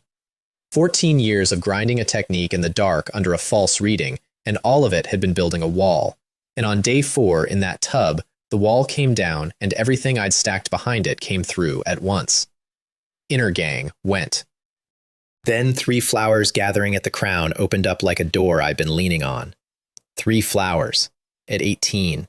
The record in the Great Chen dynasty for reaching 3 flowers gathering at the crown was held by the crown prince, my eldest brother, who did it at 20 years and 4 months with the entire imperial pharmacy behind him and 2 grandmaster tutors and a father who cared. I did it at 18 years and 0 months, in a tub, in a frontier garrison, in secret. 2 years and 4 months. I beat him by 2 years and 4 months, and there was nobody in the room to tell, and the funniest part is that I didn't even want to tell him. I wanted the record. I did not want the record to have my name on it yet. Days 5, 6, and 7 were the other thing, because a 9th tier dragon's blood does not only push cultivation, it goes into the body and rebuilds it, and by the end of the 7th day, I was not carrying the same body I'd gotten into that tub with. I came out of it able to take a strike from a 5-chi cultivator on bare skin and be annoyed about it, immune to every common poison. Immune, as far as I can tell, to illness of any kind, which sounds minor until you have lived in a world with no medicine and watched what a fever does to a village. I also stopped being able to sneeze, genuinely, not once since. The dragon body simply does not have a use for it. I lost 7 days and gained a decade, and the last thing I remember about that tub is Meisha sitting on the floor outside the door for 168 hours, sending everybody away. The physician told me later that she did not sleep in a bed the whole week. She got up when the door opened and looked me over and said, "You're taller." I'm not taller. You're standing differently, and it's annoying. Then she turned around and walked straight into a doorframe because she had been awake for 7 days, and she did not acknowledge the doorframe in any way. I want to say a thing here without making a joke on top of it. There was one person in the world at that point who knew what I actually was. Not what I could do. Gao Lei had worked that out in a river. What I was. That I had come from somewhere else. That I had been pretending since I could talk. That everything anybody had ever said about me was a costume I'd sewn myself. I told her the whole thing in that room on the day I came out of the tub at 19 years old with a dragon in my bones. She listened all the way through. She did not interrupt once. Then she said, "So that's why you were such a strange baby," and went to get me food, and that was the entire reaction. And I sat on the floor of a frontier residence and put my face in my hands for a while. I came out of that season with 3 things: a camp of 2,400 men who had eaten dragon and would follow Gao Lei into a wall, 710 wolf cavalry in scale armor that shouldn't exist, a body that didn't get sick, and an arithmetic problem. Because I'd looked at the blood chi count, blood chi power, 41,306. 1 dragon.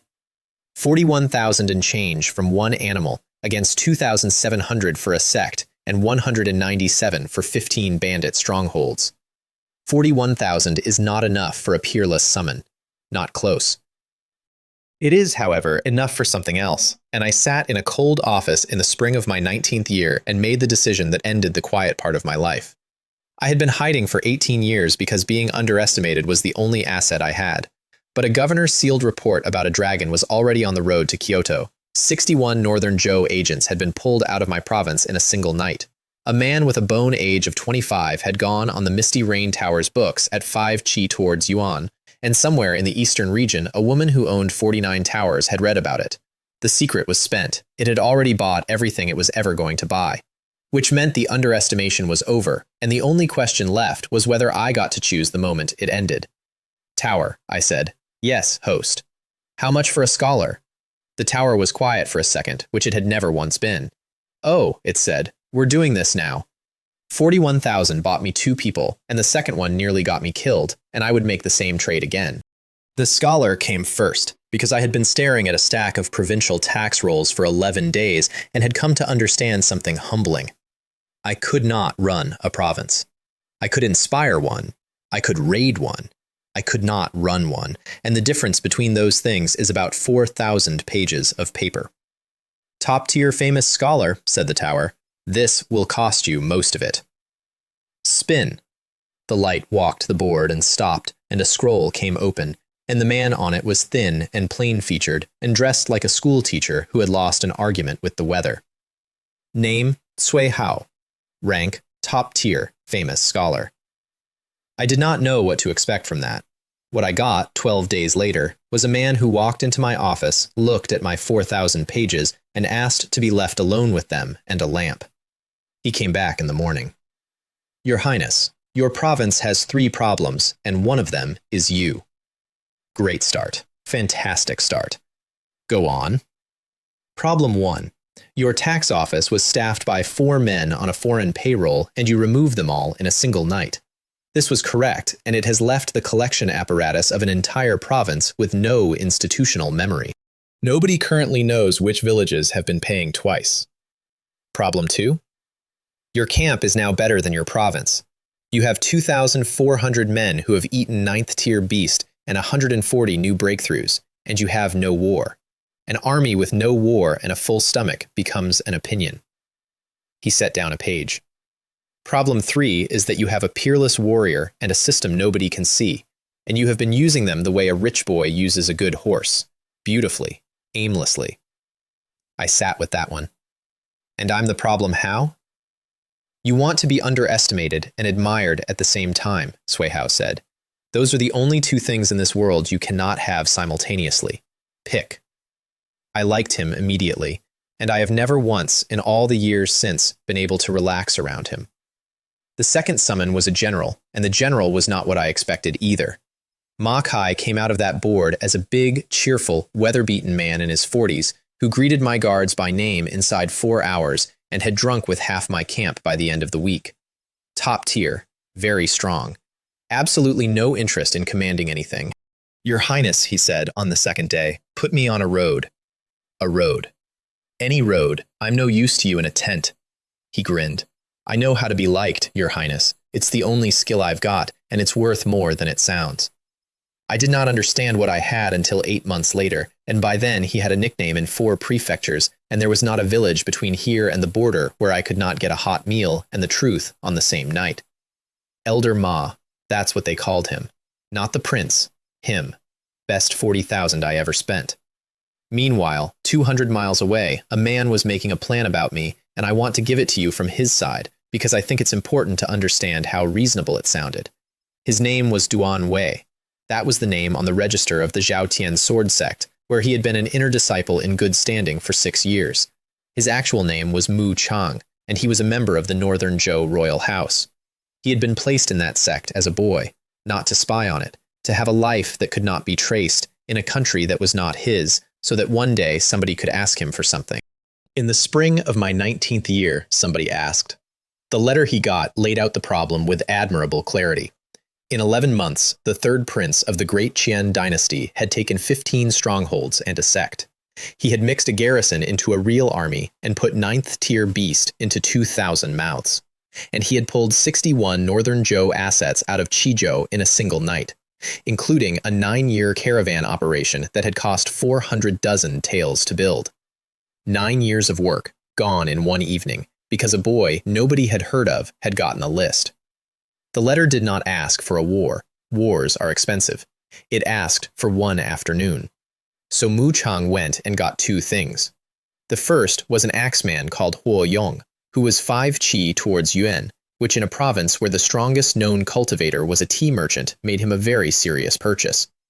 Huo Yong had killed a magistrate in the western prefectures and had opinions about authority.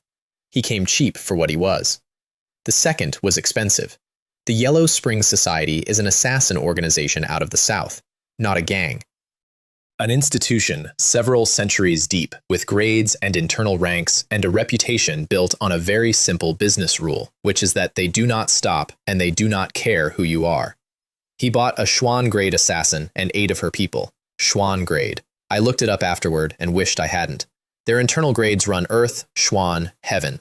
A Xuan grade operator is a 5 qi towards yuan cultivator who has spent their entire life doing nothing except learning how to be in a room with somebody who is stronger than them and leave alone. So the plan was this: 13 people, 1 axeman to break whatever bodyguard the prince had, 1 Xuan grade professional, and 8 of her society to make sure that the prince himself, personally, did not walk out of it. All of them in a market street in Ning'an on a festival day, in the middle of a crowd, where a garrison cannot form up and cavalry is useless, and the whole province's soldiers are a liability instead of a shield. I want to be fair to Mu Chang. It was a good plan. It had exactly one flaw, and the flaw was that the prince's bodyguard was not going to be there. Because 11 days before the festival, I had summoned somebody else. I had 11,000 blood key left, which was pocket change, and I had a specific hole to fill, and the hole was this. Wei Ho Jing was in a sealed room and had been for 6 weeks, and would be for 2 more. Gao Lei was 3 flowers and running the camp. And there was nobody at Ning'an City with a rank and a weapon whose only job was standing near me. "Second rate," I said. "That's all I can afford. Give me a general." The board lit up and stopped almost immediately, which I have since learned means the tower has decided to be funny. "Congratulations, host. Pan Feng. Name, Zhou Kai. Rank, second rate. Weapon, a very large axe. Cultivation, 3 flowers gathering at the crown.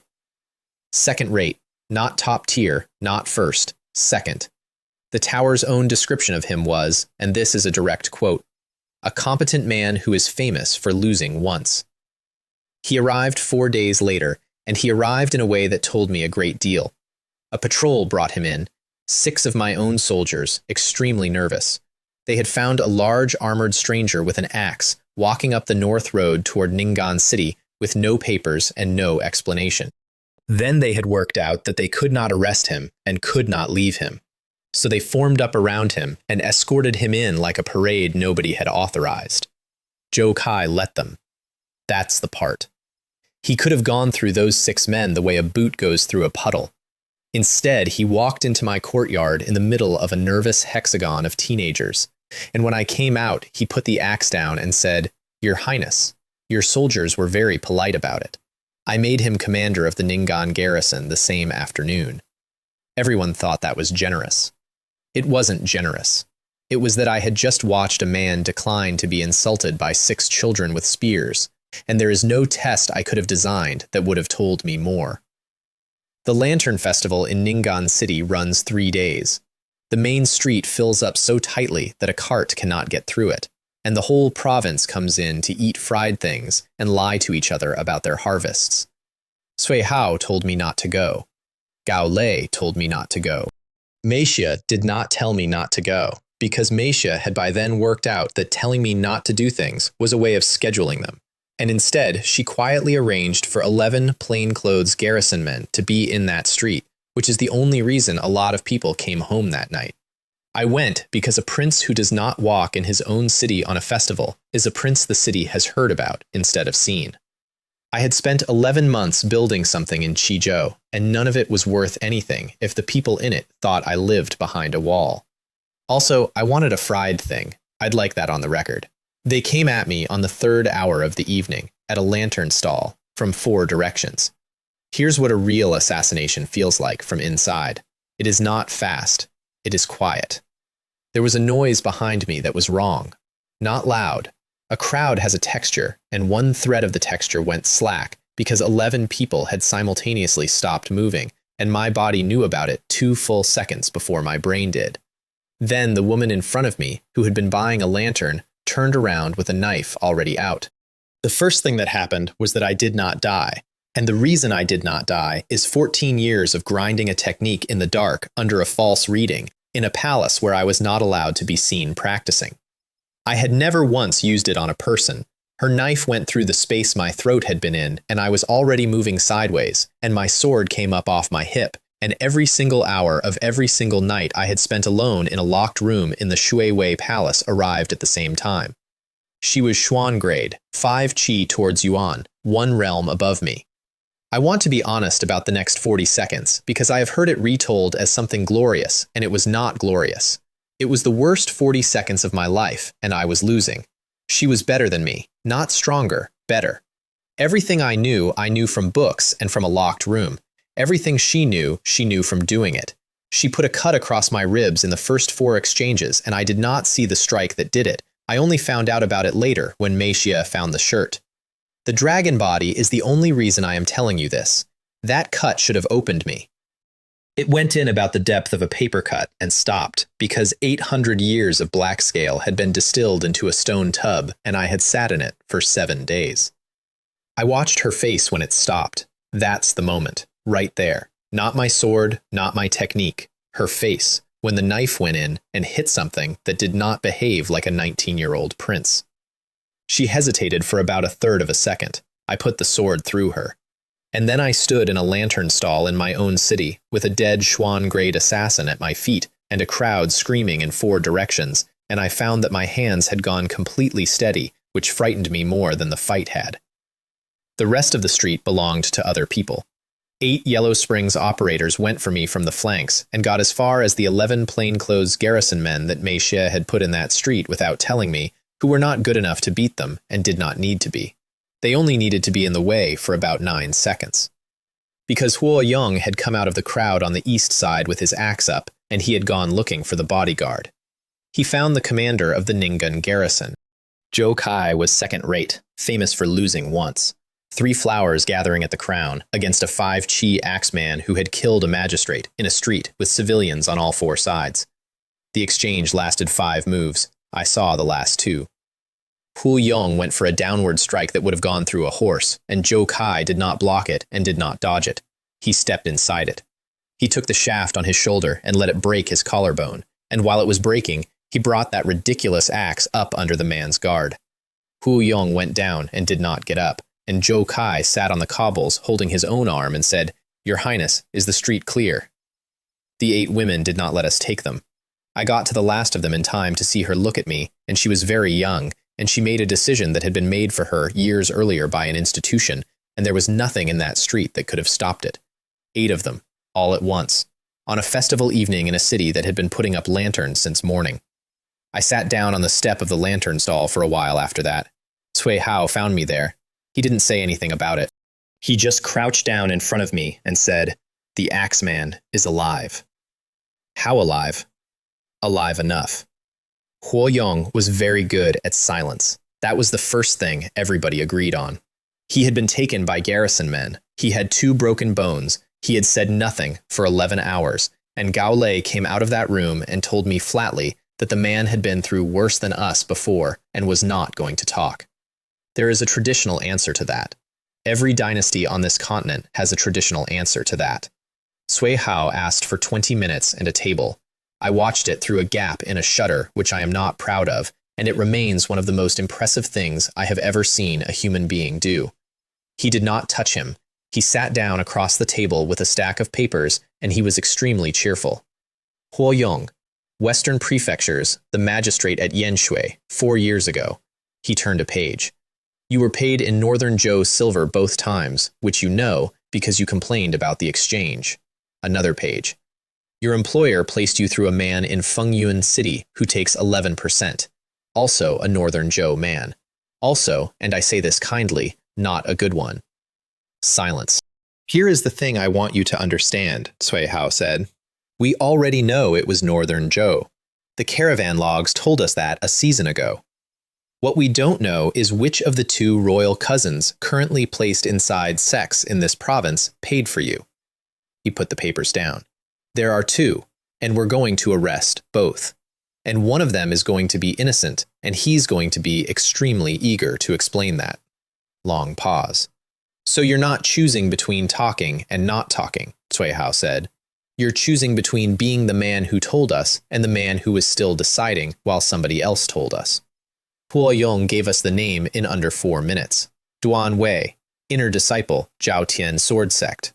Real name, Mu Chang, Royal House of Northern Zhou. Afterward, I asked Cui Hao whether the part about 2 cousins was true. There is 1 cousin, he said, as far as I know. You invented a second royal spy to bluff a prisoner. I invented a second royal spy, Cui Hao agreed, because the true version was insufficiently frightening. He picked up his papers. Your Highness, do you want me to be accurate, or do you want the name? I let him keep the papers. 2 days later, Zheng Anyue arrived at my gate with a chest and would not go away. The chest had pills in it. Good ones, bone mending, blood replenishing, the sort of thing that a merchant family keeps in a locked room and uses twice a generation. Zhou Kai's collarbone went back together in 9 days instead of 9 weeks because of what was in that chest. I tried to pay for it. Zheng Anyue put both hands up like I'd tried to hand him a snake. Your Highness, no. Mr. Zheng, you took 150 horses off a mountain for me, and you did not touch the gold. He was getting worked up. And then somebody put 13 assassins in a street in a city where my daughters were shopping, and your commander stood in front of an axe for it, and you would like me to submit an invoice. I said, sit down. Then I asked him for something, and it was the thing I'd told him about 11 months earlier, and I watched him remember that conversation in real time. Changwu. It's a grassland in the north of the province, 4 days from Ning'an, and nobody has ever done anything with it because it is enormous and empty and full of wild beast-blooded horses that cannot be broken. Every attempt for 200 years has ended the same way, with dead horsebreakers and a story. I want a military stud farm on it, I said. Not a stable, a farm. 10,000 head inside 5 years, breeding stock, written lines of descent, the whole thing, with a paper trail so clean that a hostile clerk in Kyoto could audit it and find nothing.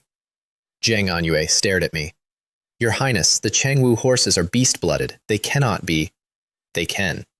200 years of they can, I said, because I have a horse who's going to explain it to them. 10 days later, I was standing on a ridge above the Changwu grassland at dawn with a horse merchant, a bad-tempered general, and about 40 extremely nervous soldiers. The Changwu is not a field. It is 4 days across, grass to the horizon in 3 directions and a river cutting it, and the reason nobody has ever farmed it is that it belongs to the horses. Azure Spirit horses. That's the name in the beast registers. Beast-blooded, which means somewhere, a long time ago, something in their line was not a horse, and what it left behind is an animal that runs faster than it should, lives twice as long as it should, and cannot be broken. Zheng Anyue explained the history to me on the ride up, and he explained it the way a man explains a family illness. 200 years of attempts, 9 documented, large, funded expeditions. The Northern Zhou dynasty tried it twice with military horsebreakers and lost 11 men on the second attempt. The standard result is that you get a rope on one, and then the herd comes, and then you find out that 4,000 animals moving in one direction is not something a wall stops, let alone a man. The last serious try was 40 years ago, he said. A merchant house out of the east. They had capital, they had a stockade, they had 200 men, and the stockade is still there. He looked out over the grass. You can see it from the second ridge. There's nothing in it. Then Red Hair walked down off the ridge on its own. Nobody sent it. Wei Ho-jing did not dismount and give it instructions. It simply went down the slope at a walk, alone, out into about 400 paces of open grass, and stopped. Zheng Anyue said, "What is it doing?" I have absolutely no idea, I said, which was true. The herd came over the far ridge about 20 minutes later. I want to try to describe 4,000 beast-blooded horses arriving because I have been in 3 battles since and none of them did what that did to my chest. You hear it first, and it is not hooves. It is one continuous low note in the ground. Then the ridgeline changes shape. Then they come over it, and they come over it fast, in a mass, and the grass in front of them goes flat about 100 paces ahead of them from the wind. They were coming at Red Hair, all 4,000. 40 soldiers behind me went for their spears. I heard Gao Lei say one very quiet word to them, and they stopped. Red Hair did not move. At about 200 paces, it made a sound. I have thought about that sound for a long time, and I do not have a word for it. It was not a whinny, and it was not a scream. It was low, and it went on, and it was not loud. That's the part I cannot explain. 40 men on a ridge, 400 paces away, all heard it perfectly clearly, and it was not loud. 4,000 animals stopped. Not gradually. There was a herd moving at a gallop, and then there was a herd standing still, and the dust came forward, past them, and over them, and kept going. Then, for about 2 hours, they came in ones and small groups, slowly, the way you approach something you have decided about. The big ones first, which I later learned is exactly backward from what a normal herd does, and the big ones came right up to it and stood there, and one of them, enormous, pale, scarred across the shoulder, put its head down. Zheng Anyue knelt in the grass. Not to me. I want to be clear that he was not looking at me at all. He knelt down and put his forehead into his hands, and his shoulders went. He was a horseman in his 50s, from a family of horsemen. And the thing every one of them had been told his whole life was impossible had just been done in an afternoon by an animal that had not been asked to. Wei Ho-jing, beside me, was watching the herd with his arms folded and an expression I could not read. Was that a challenge? I said. Did it just win something? No, he said it slowly. Your Highness, I have had that horse for a very long time, and I have never seen it do that. Then what was it? Wei Ho-jing thought about it. I think, he said, it was lonely. Nobody said anything for a while after that. Zheng Anyue was master of the Changwu military stud farm by the end of that week. I gave him the whole grassland, a state charter, 11 clerks, and one instruction, which was that every animal was to have a written line of descent from the day it was born, because in 9 years I intended to be able to prove where every cavalry mount in a dynasty had come from. He held that post for the rest of his life. He never took a single tael he had not earned, and he never once got the wall of that first stockade rebuilt, because he said it should stay where it was so that people could see it. His granddaughter runs it now. There are 11,000 head on the Tongwu. The last thing I did that spring was write to my father. Not a letter about the dragon. Lin Yuanshan's report had done that job, and I had learned enough by then to know that a second account from me would only look like a boy asking to be praised. I sent him a system instead, 11 pages, a complete restructuring of military rank in the Great Qian dynasty, ranks 1 through 9 with defined authority at every level, promotion tied to a written register instead of a recommendation, a permanent record for every soldier, including the dead ones, a fixed pay scale by rank so a captain in Qizhou earned what a captain in the south earned, and pensions. I had built the whole thing accidentally, in a garrison camp, because I had needed it to work for 2,400 men. I sent it to the emperor of a dynasty with a note that said, "This works. I have run it for 11 months. Use it or don't." Fang Zhenlong told me later what happened when he read it. My father read all 11 pages twice. Then he sat there for a long while. And then he said, to nobody in particular, 18 years. Your Majesty? 18 years he sat in this palace, my father said, and let me believe he was nothing. Wei Hojing came out of that sealed room by taking the roof off it. Not deliberately. I want to be fair to him. It was 2 hours before dawn on the 11th day of the 4th month, and I was asleep. And then I was not asleep because the entire residence had moved about a finger's width to the left. I got outside in time to see the last of it. There was a column of pressure standing over the north wing, going straight up, and the clouds over Ning'an City had opened in a perfect ring around it, like water going down a drain in reverse. Every dog in the city was screaming. Roof tiles were coming down in the street 2 blocks away, and the sealed room did not have a roof anymore, and standing in the middle of it, looking up, was a man who had just crossed the line that almost nobody crosses. Unity of heaven and man. I need to explain this one properly, because it is not one more step on a ladder. Everything below it is you, your body, your qi, your years of work. 3 flowers, 5 qi, all of it is a man being very good at being a man. Unity is when the world starts lending you things. A unity cultivator does not throw his own strength. He pulls on the power of heaven and earth and throws that. And the difference between those 2 categories is not a difference of degree. It is the difference between a man with a hammer and a man who can borrow a landslide. There were fewer than 20 people at that level in the southern region. My father's chief eunuch was 1. The Misty Rain Tower branchmaster in my own province was 1. And now, a man with a bone age of 25 was 1. And I had been feeding him and lending him books. He came down off the rubble and looked at me, and he was not smiling, which is how I knew it was serious. Your Highness, you broke my roof. I will pay for the roof.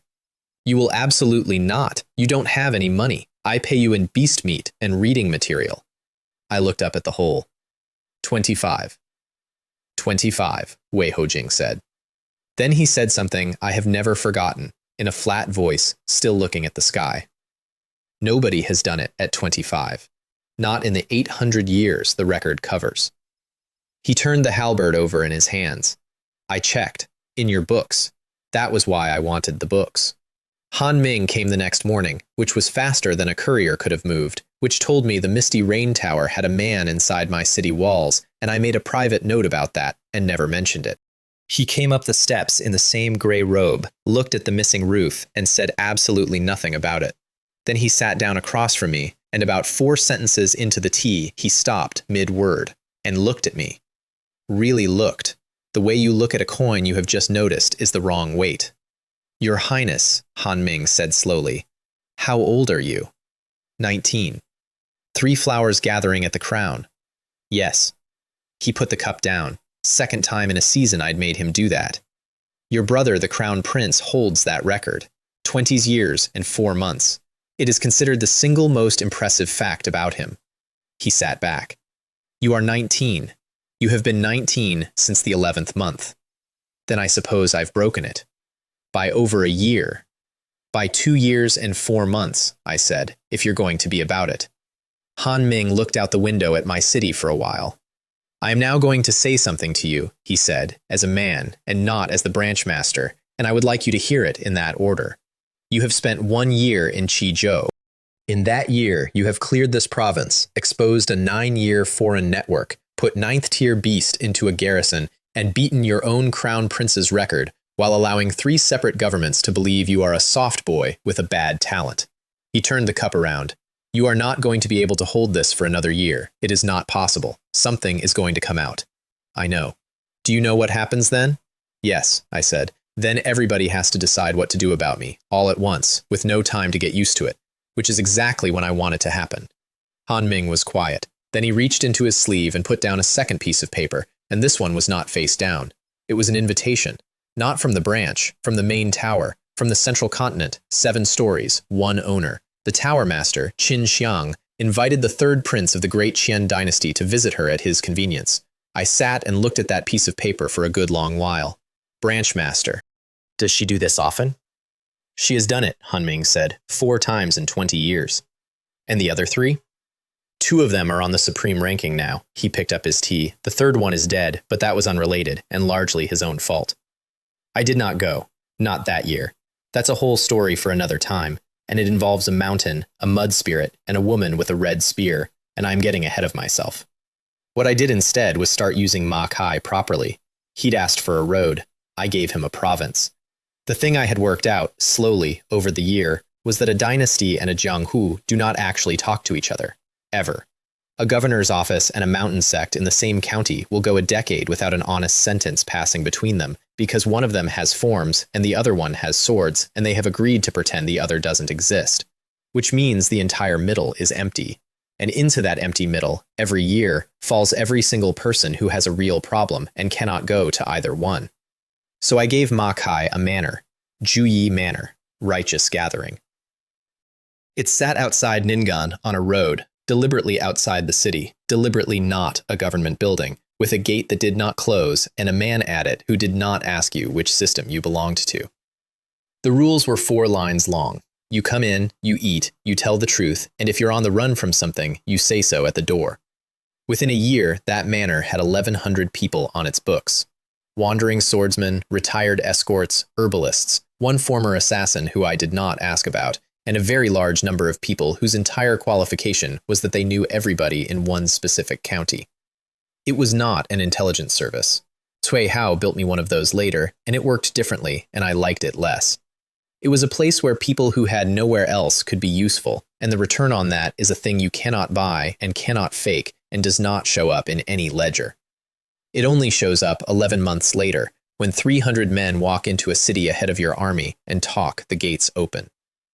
Huo Yong was executed in the 6th month, publicly, in the square at Ning'an, after a trial with a written verdict and the charges read out twice. I want to say why it was public, because it was a decision and not a tradition. It was public because a man had put 13 assassins into a festival street where the province's own children were buying lanterns, and the city had spent a season quietly wondering whether anything would actually happen about it. The answer had to be visible. I did not display him afterward. We had boards for that now. 2 other things came out of that street, and I have never told anybody about the second one. The first was Zhou Kai's collarbone, which took 9 days instead of 9 weeks because of what had been in Zheng Anyue's chest, and which is why he was on his feet in the square for the verdict. He came to see me the week he could lift his arm again. Your Highness, I would like to request a transfer. That stopped me cold. To where? To the Wolf Cavalry as a rank soldier. He said it perfectly calmly. I am second rate. General Liu is unity of heaven and man. Deng Ai is first tier. If somebody comes for you again with a real weapon and I am the man standing there, you will die, and it will be because I was flattered by a posting. I sat with that for a moment. Commander, I said. In the street, when Huo Yong came at you, you stepped inside a strike that broke your own bone. Why? Because if I had stepped back, he would have gone past me. Yes, I said, that's the answer. That is the entire job. I pushed his transfer paper back at him. Zhou Kai, I do not need the strongest man in the province standing next to me. I have the strongest man in the province, and he is 400 li north, and he cannot be in 2 places. What I need is somebody who, on the day it happens, will not step back. He looked at the paper. I am second rate, he said again, but differently. You are the commander of the Ningan garrison, I said, and you will be for as long as you want it, and I would like you to stop reading the tower's opinion of you as though it were a verdict. I want to note that he did stop, eventually. It took about following years. By the end of it, he had married the granddaughter of a provincial governor and been made deputy commander of an army corps, and he never once asked me for either. The second thing was the 8. They had come out of the Yellow Springs Society, and the youngest of them was somewhere around 17, and no institution came to ask for them. That is the part I had not thought about. Not one letter, not one claim, not one representative. Their own organization did not want them back and could not admit to having sent them. The province's answer to that was obvious, and everybody assumed it. Unmarked ground outside the wall, no rites, done by the county at dawn. I paid for 8 burials, full ones, rites, a stone each, and a plot inside the same ground as everybody else, which cost me a fairly unpleasant hour with a temple official who wanted to know on what basis. I did not do it publicly. There was no announcement. I have never mentioned it to Cui Hao, who would have had 5 sound arguments against it, all of them correct. I want to be honest about the reason, because it was not compassion, or not entirely. It was that in a street, on a festival evening, I had watched a very young woman look at me and then do something that had been decided for her years earlier by an institution she had probably been sold to. And that of the 13 people who came for me that night, 12 of them were tools, and exactly 1 was a man who had made a choice, and I had executed him in a square with the charges read out twice. The stones do not have names on them. Nobody ever sent us the names. There is a groundskeeper at Ningen who has been keeping that row swept for 11 years, and I have never asked him to, and I found out about it by accident, and I have never mentioned that either. Cui Hao came to see me the evening after, and he brought a map, and he did not sit down. Your Highness, may I tell you the shape of your next 2 years? Go on. You are going to be recalled. I stopped. Not this month, Cui Hao said. Not this year, perhaps, but you will be. A prince who takes a province from nothing to this in 14 months is not left in the province. He is brought home where he can be watched and given a comfortable title and finished. He put the map down. That is what your brother will advise, and it will be excellent advice. So what do I do? You make yourself impossible to recall. He tapped the map, and his finger was not on Qizhou. It was north of it, across the line. You take something a dynasty cannot politely ask you to give back. I looked at where his finger was. That's northern Zhou. That is Lingzhou Prefecture, Cui Hao said, of the northern Zhou dynasty. 11 cities. It has been sitting above your border like a hand on your throat for 200 years. And nobody has taken it because it is defended by a unity of heaven and man cultivator named Jiang Hua, and a garrison of 60,000. And we have a man with a bone age of 25 that nobody in the world can identify, Cui Hao said. And that, Your Highness, is the most valuable weapon on this continent, and it has a shelf life of about 4 months. We left Ningan in the 7th month. I have taken part in a lot of departures since, and none of them have gone like that one. It was not a parade. 2,400 men were staying. The whole point of a province is that somebody holds it, and 3,000 were going, and the 3,000 had been picked off the promotion register by name, off the register, not by seniority, not by unit, not by who anybody's father was. 14 months of a book I read myself every 15 days. And then I did a thing that I had promised at dawn on my 2nd day in that province, and I had not thought about it since, and Gao Lei had. He came to me the night before we marched with the register under his arm. Your Highness, 3,000 names. I've approved the list. You said you would say them out loud. I looked at him. I said I'd learn them, I said. That was a speech, Commander. That was 14 months ago. Gao Lei put the register on my table and did not pick it up again. 2,400 men heard it, he said. 400 of them were mine, and they have not stopped talking about it since. He straightened up. Your Highness, it is 3,000 names. If you do not want to do it, I will tell them it was never meant literally, and it will be forgotten by winter, and nobody will hold it against you. Then he went out, which was the most effective thing anybody did to me that entire year. So I stood on the camp platform the next morning and read the roll, all 3,000 names. Out loud, off the register, in order, at dawn, in front of everybody who was going and everybody who was staying. It took 2 hours and 40 minutes. I want to describe what that is actually like, because I had not thought it through at all, and I would like other people to know before they promise it. The first 200 are easy. You have a voice, the men are excited, every name gets a reaction from a friend somewhere in the ranks. Somewhere around 400, it stops being a ceremony, and this is the part I did not expect, because you start hitting names you know. I read the name of a man I had given 20 taels to on a mountain. I read the name of a soldier from the Da Fang cellar detail, one of the 4 who went past all the fighting to the door. I read the name of a boy who had come down that mountain with no cloak. By 900, my voice had started going. By 1500, it was gone, and I was reading anyway, badly, and I could hear how bad it was. Somebody in the 3rd rank started saying the names with me, not shouting, just saying them, half a beat behind, so that if my voice failed on one, the names still got said. Then it was 100 men doing it. Then it was most of a camp, quietly, at dawn, 3,000 names in a low, overlapping mutter that went on for the better part of an hour. Gao Lei stood beside me the whole 2 hours and 40 minutes and would not let anybody bring me water. I found out afterward that 2 separate officers tried, and he turned both of them away without explaining because he understood exactly what was happening on that platform, and he was not going to let it be interrupted by a cup. Strong Bear's name was in the 2nd 1,000. Marrow cleansing realm by then, a squad of 11 under him. Still, at that point, absolutely no technique of any kind, a fact his own sergeant had put in writing. When I read it, he yelled it back at me. Of course he did. He had started this. And 3,000 men lost it again, at dawn, 14 months later, on a different platform, in a province that had not had a bandit in it for a year. I got to the end at about the hour of the snake. The last name on the register was a cook. Then I could not say anything else at all, so I put the register down on the platform and left it there, open, and walked off, and we marched north an hour later. That register is in a case in the northern capital now. Somebody had it bound. I did not order it, and I have never asked who did.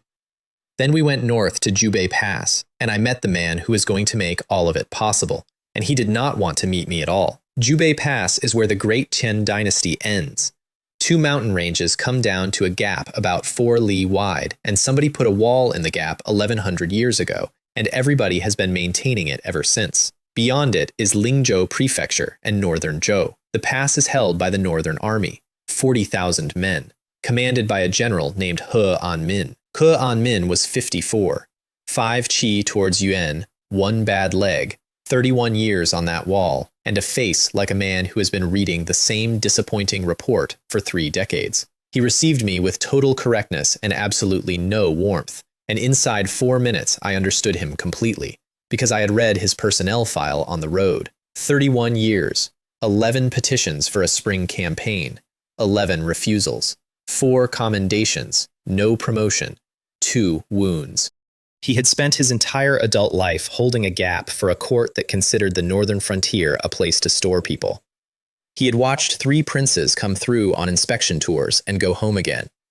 He had exactly 1 working assumption about young royalty, and I was standing in front of him, confirming it just by existing. So I did not make him a speech. I gave him the briefing instead. I asked him to brief me, and then I sat there for 5 hours and let him do it. 60,000 men across the line, 11 cities in Lingzhou.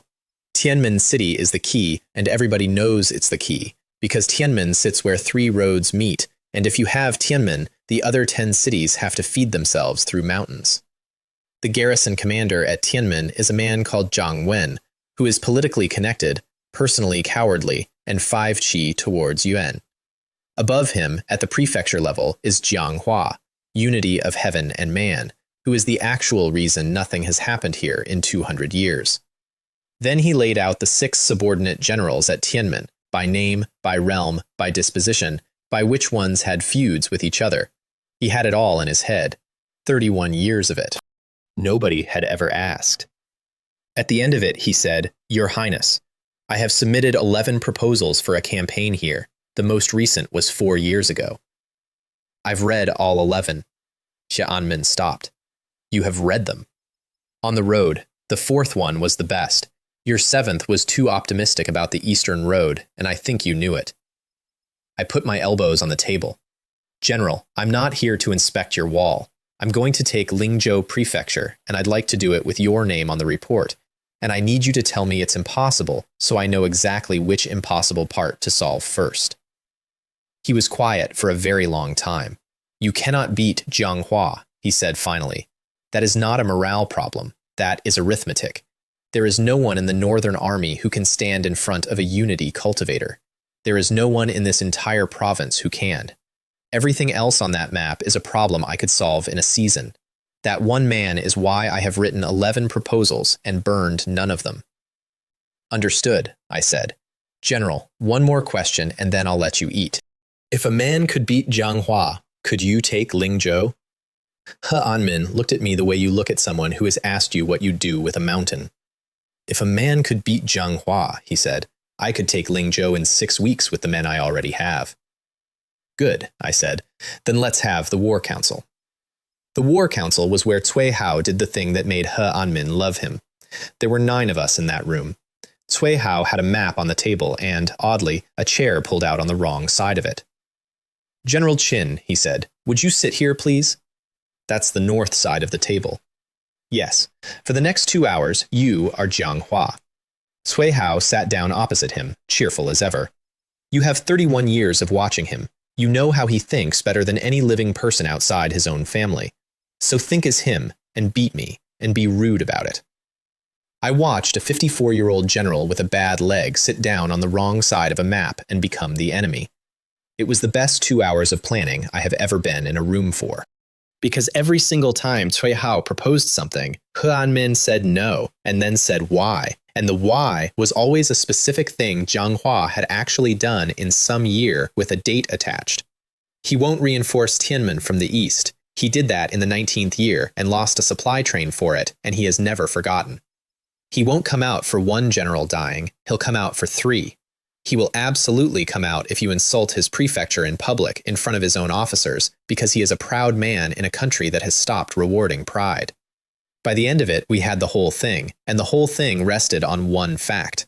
Nobody in northern Zhou knew who Wei Hojing was. Not one person. Not the Misty Rain Tower, which had chosen to publish nothing. Not the northern Zhou court. Not Jiang Hua. A unity of heaven and man cultivator with a bone age of 25 existed in the world, and the world had no entry for him, which meant he could be sent to the gate of an enemy city and be read as a lunatic.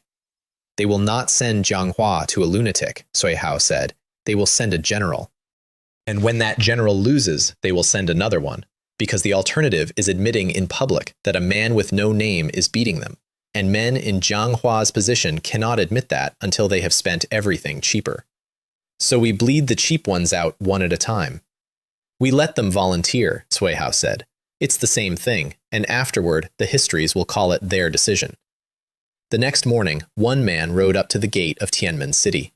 He got to 80 paces and stopped, and he did not draw the halberd, and he said this loud enough for the wall to hear. "I'm not here for the city. Send out your best. If he can hold 10 exchanges, I'll leave." Zhang Wen, the garrison commander, was at that moment in the middle of breakfast and did not come to the wall. He sent his 5th-ranked general instead, and he sent him with 300 cavalry as an escort, because the whole thing was obviously a provocation, and the correct response to a provocation is to make it look small. I have the names of all 6 of them. I want to use the names. They were not obstacles. They were 6 men who had families in that city.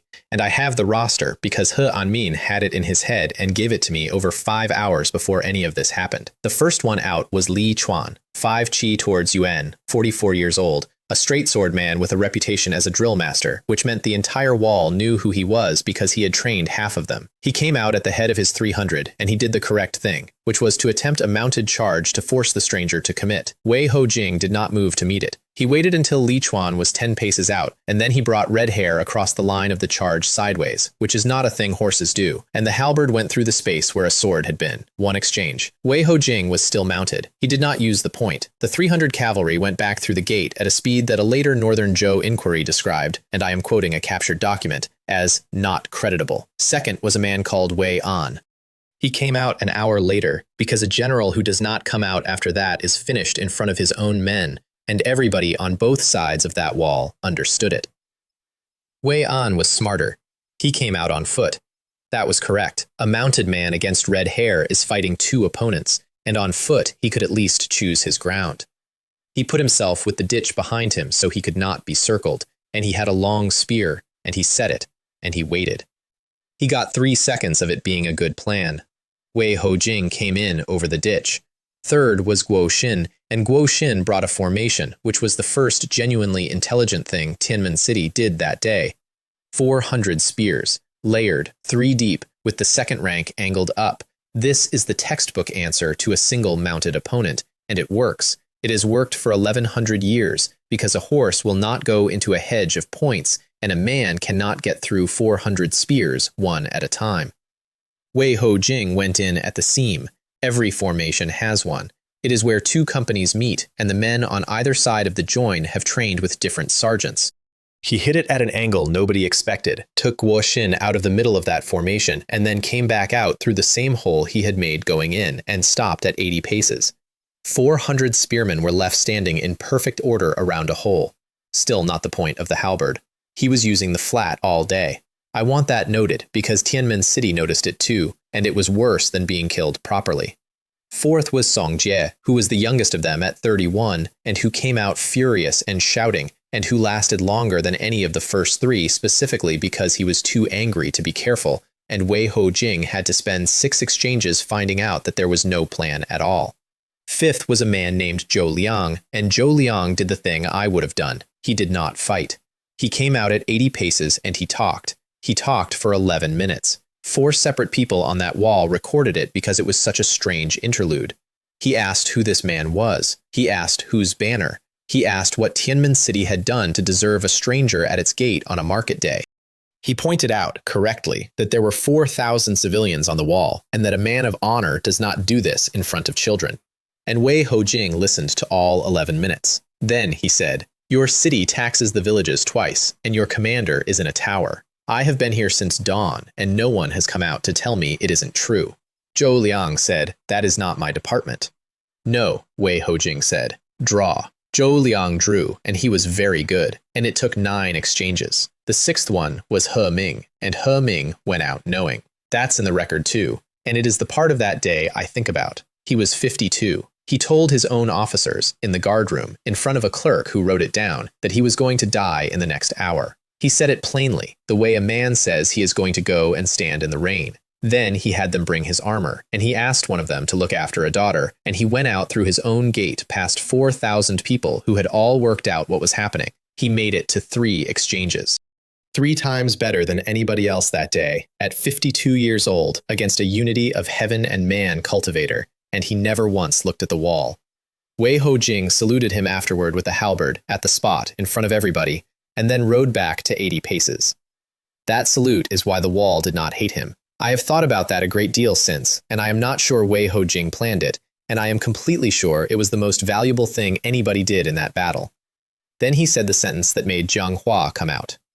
6, Wei Hojing said, to a wall with 4,000 people on it. Is there a 7th, or does Lingzhou Prefecture keep its men for decoration? Zhang Wen did not answer, because Zhang Wen had by then locked himself in the eastern tower and sent 4 separate messengers south. But somebody on that wall wrote it down, and the writing went up the chain that night, and 180 li away, in the prefecture capital, a unity of heaven and man cultivator who had held this line for 200 years read the phrase, "for decoration," in a report in front of his own staff. He Anmin, sitting on the wrong side of a map 2 days earlier, had said, "He will come out for pride." He came out for pride. Jiang Hua arrived at dawn on the 3rd day, and he came alone, which I respected then and respect now. He was 61. Unity of heaven and man. 200 years of that line had been held by one family, and he was the 4th of them to hold it, and his weapon was a hammer. Not a war hammer, a hammer. The kind a smith uses, scaled up until it was not a tool anymore. I have seen it. It's in a case in my own armory, and it weighs more than a man. He came down the road on foot, and he stopped at 40 paces instead of 80, and he looked at Wei Hojing for a while. Then he said, "You've killed 6 of my officers to make me walk down a road." Yes. He Ming was a good man. He had a daughter. He held 3 exchanges, Wei Hojing said. He was the only one of them who came out knowing. I saluted him. Jiang Hua nodded slowly. "Whose man are you?" "Mine." "That is not true," Jiang Hua said, "or you would not have started at the gate. A man who fights for himself fights where nobody is watching. He set the hammer down and rolled his shoulder once. But I've been in this prefecture for 41 years, and nobody has bothered to lie to me for a long time, so thank you for that. Then the two of them went at each other, and the valley in front of Tianmen City stopped being a valley. I was not there. I have never once wished for anything as hard as I wished to be on that wall. What I have instead is 11 separate accounts, 4 of them from Northern Zhou officers we took alive afterward, and they agree on the shape of it. The first thing is that Jiang Hua was better. I want that recorded properly, because the story got told the other way afterward, and it's a worse story. 41 years against a man's first 3 months at Unity. Jiang Hua knew what to do with borrowed power, and Wei Ho Jing had only just been handed the loan. The first 8 minutes, the hammer had it. He was not swinging at a man, he was folding the air in front of him into a wall and driving the wall forward. Twice in the first 8 minutes, Wei Ho Jing had to leave the ground entirely and take the whole thing on the halberd shaft. Both times, red hair went out from under him and had to come back. The wall of Tianmen City cracked. From the pressure. Not from a strike, from the pressure coming off the two of them at 40 paces. And then, somewhere around the 11th minute, Jiang Hua started to breathe. That's what the officers reported. Not that he weakened, that he breathed, and the other one didn't. Because there is a thing about a divine and demonic body that nobody in Northern Zhou had ever seen, which is that it gets stronger every time somebody tries to break it. Every wall Jiang Hua drove into him made the next one worse to drive. At minute 22, the halberd got through. It was not a clean end. Jiang Hua got a hand on the shaft and held it there, at 61 years old, and he said something that 4 separate men on that wall heard and wrote down the same way. He said, "Whose flag?" And Wei Ho Jing told him, just once, quietly, at 40 paces, to a dying man who had asked properly. The third prince of the great Qian dynasty, Li Mingxuan. Jiang Hua laughed. Then he said the last thing. A boy. He let go of the halberd. 200 years, and it's a boy nobody has heard of. Tell your prince, my family held this line since before his dynasty had a name. Hold it better. Then he went down on one knee, and then he did not get up, and 1,100 men on the wall of Tianmen City took their helmets off, including the ones who were about to lose the city.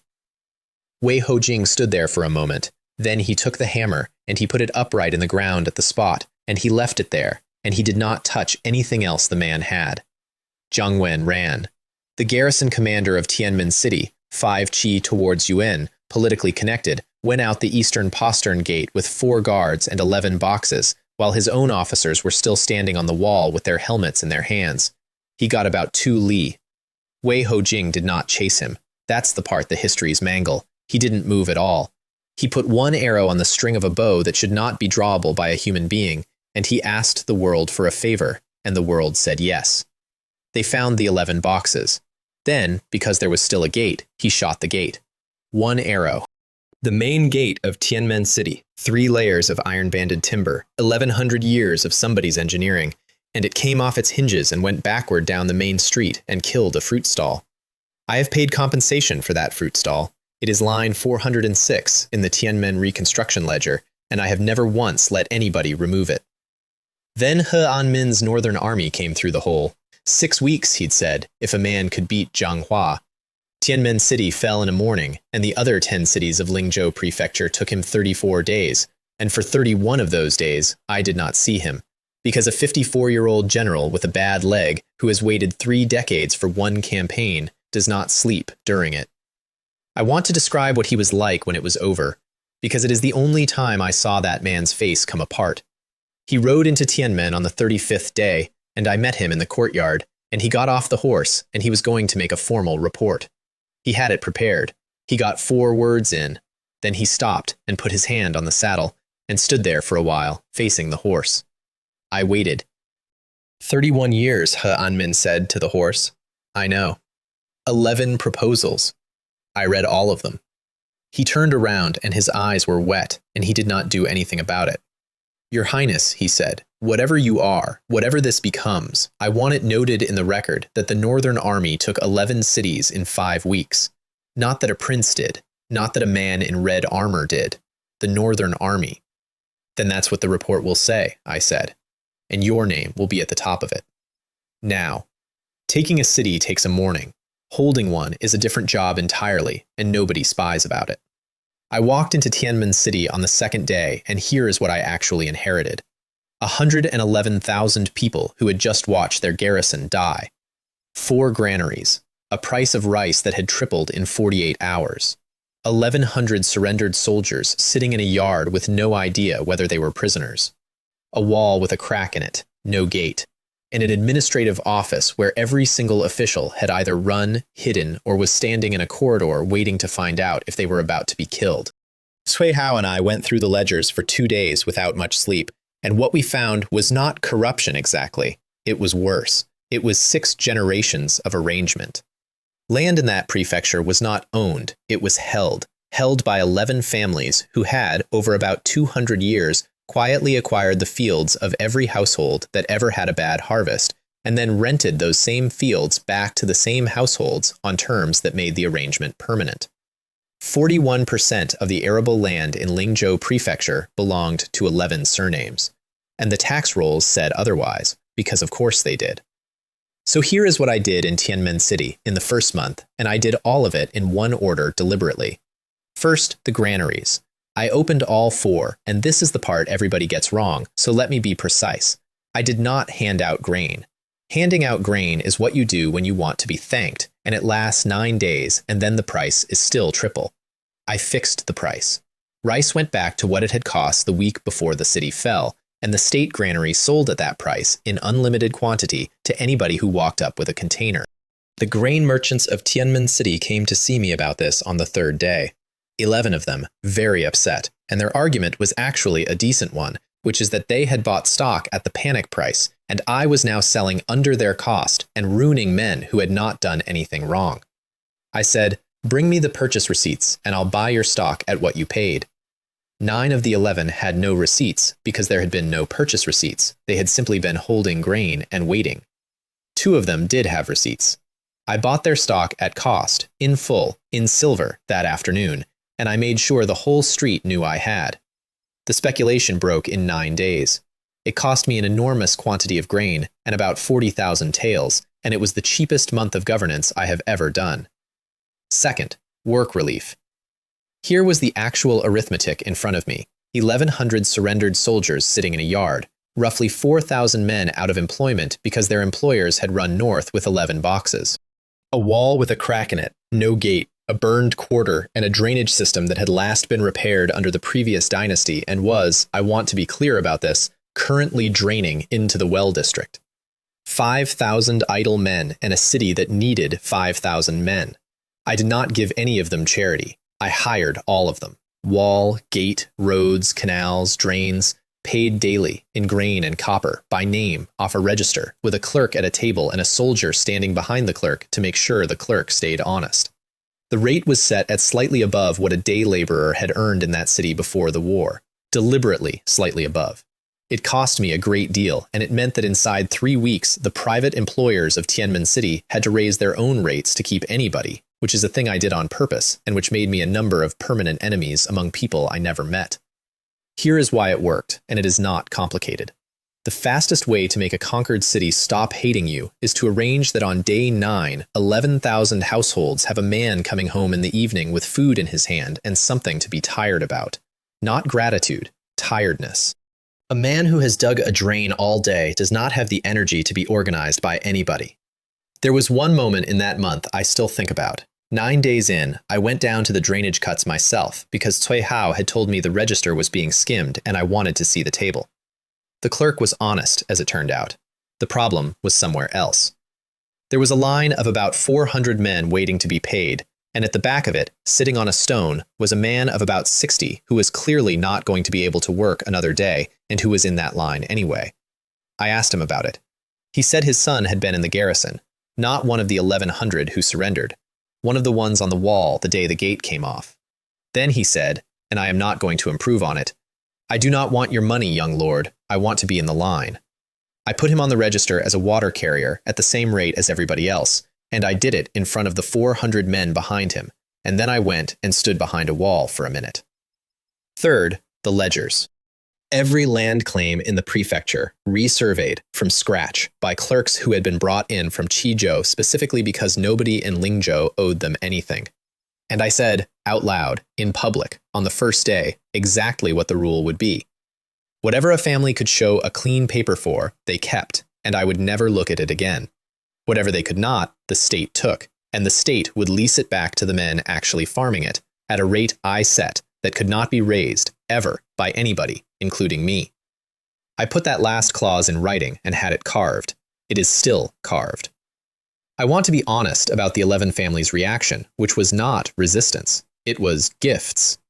The first chest arrived on day 4, then a second, then a delegation with an offer of 100,000 taels toward the wall repair, which was very civic of them, and which came with a request that the survey of 2 specific counties be conducted by their own clerks for efficiency.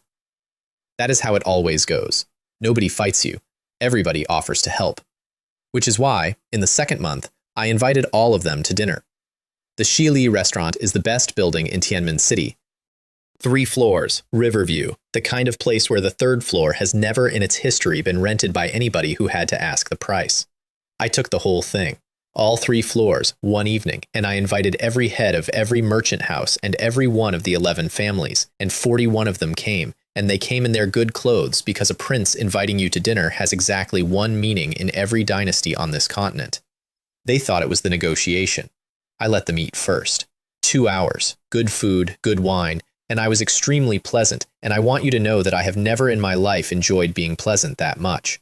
Then somebody made the toast. There's always a toast. A man named Bai from one of the 11 stood up and made a beautiful speech about how the honored prince's arrival had brought new life to Lingzhou, and how the great families of Tianmen wished to demonstrate their sincerity, and he put a number on the table, 400,000 taels. Pledged, collectively, to the reconstruction. The room applauded. 41 men in good clothes, applauding. I said thank you, then I said no. The applause did a thing that applause does when it dies in the middle. I don't want the 400,000, I said. I'm going to explain why, and then I'm going to give you 3 days, and then this conversation is over forever. Silence. Every one of you has done this before, not with a prince, with a magistrate, with a garrison commander, with a tax inspector. You pay a sum, and in exchange the survey goes gently, and everybody says the word sincerity a lot. I put my cup down. And it has always worked, and the reason it has always worked is that the man across the table needed your money. I looked around that table. I don't need your money. I have a granary, a garrison, 11 cities, and a man who took your gate off with an arrow. Nobody moved. So here's the offer. 3 days. In 3 days, you bring me your own books, real ones, all of them. Land, tenancy, loans, the whole apparatus.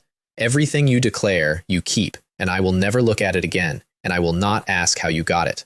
I do not care about the last 200 years. I care about the next 30. And what we don't declare? That was Bai. Credit to him, he asked it out loud. I find it, I said. And then it isn't a tax matter, Bai said carefully. Your Highness, with respect, the families of Tianmen have accommodated 4 dynasties. Governments change, arrangements survive. And that's when I did the thing I had planned in advance, and I am not going to pretend otherwise. I had planned it that morning. I had practiced it twice. I put 2 fingers on the edge of the table, and I pushed. 3 flowers gathering at the crown does not let you break a table. It lets you put an edge on the air for about a foot. The table was rosewood and about 4 inches thick, and it came apart down the middle in a straight line from where my hand was to the far end, and the entire top half of it, with all of it on it, went down onto the floor of the best restaurant in Tianmen City. 41 men learned in that second that the soft prince from Kyoto was not Qi refining realm. I stood up. 3 days, I said. The food's paid for. Please, finish. Nobody finished. 38 of the 41 came in inside 3 days. 2 came in on the 4th, and I let them, because a deadline you enforce to the hour is a deadline that teaches people to run instead of come in. 1 did not come at all. The Lin family, which I should have expected because Zheng Wen, the garrison commander who went out the eastern postern with 11 boxes, had been a Lin. What the Lin family did instead was try to buy the survey directly. They sent 100,000 taels to the officer now conducting it, in silver, in a covered cart, at night, with a letter. The officer conducting it was Deng Ai. I had summoned him 3 weeks earlier. First-tier general, out of the board on a spin I remember mostly because of how quiet the tower went afterward. Cold, precise, absolutely upright, and possessed of the single most inconvenient personality trait a man in his position can have, which is that he does not find anything funny. Deng Ai took the cart. That is the first thing he did, and it is the thing that made all of it work. He did not refuse it at the door, which is what an honest man does and which achieves nothing, because a bribe refused at a door is a bribe that never happened, and the man simply comes back with a better one. He took it. He signed for it. Then he counted it, in the street. In front of 4 witnesses, he sent a soldier to go and fetch off the street at random, with a clerk at a folding table writing down the number, at the hour of the rat, while the 2 men who had driven the cart stood there and slowly understood what was being done to them. 100,000 taels. It took 2 hours to count. Then he took the cart, the silver, the letter, the seal on the letter, and the 2 drivers, and he walked all of it into the prefecture court as evidence. The trial took 9 days. I want to talk about that trial for a moment, because I have taken cities, and it is not one of the cities I am proudest of. It was public. Every session in the main hall of the prefecture court, doors open. The hall filled up on the first morning and every morning after. So a clerk stood at the gate and read the day's proceedings out loud to the crowd in the street. That was Cui Hao's idea, and I fought him on it for an hour, because reading a trial out at a gate means you cannot quietly fix anything afterward. That's why, he said. The charge was not treason. I want to be specific, because treason was available, and treason would have been much faster and much more popular. The charge was the corruption statute, Article 4, attempting to purchase the outcome of a state survey. A commercial crime, filed with a number.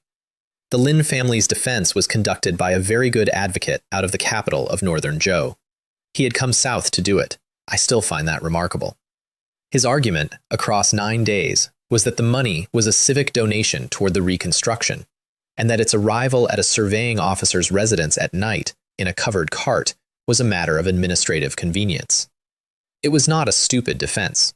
On day 6, he nearly had it, because he made the point that the letter accompanying the silver did not actually contain an instruction. It contained a request for the survey of 2 counties to be conducted by the family's own clerks, which is a thing the previous dynasty's law had explicitly permitted.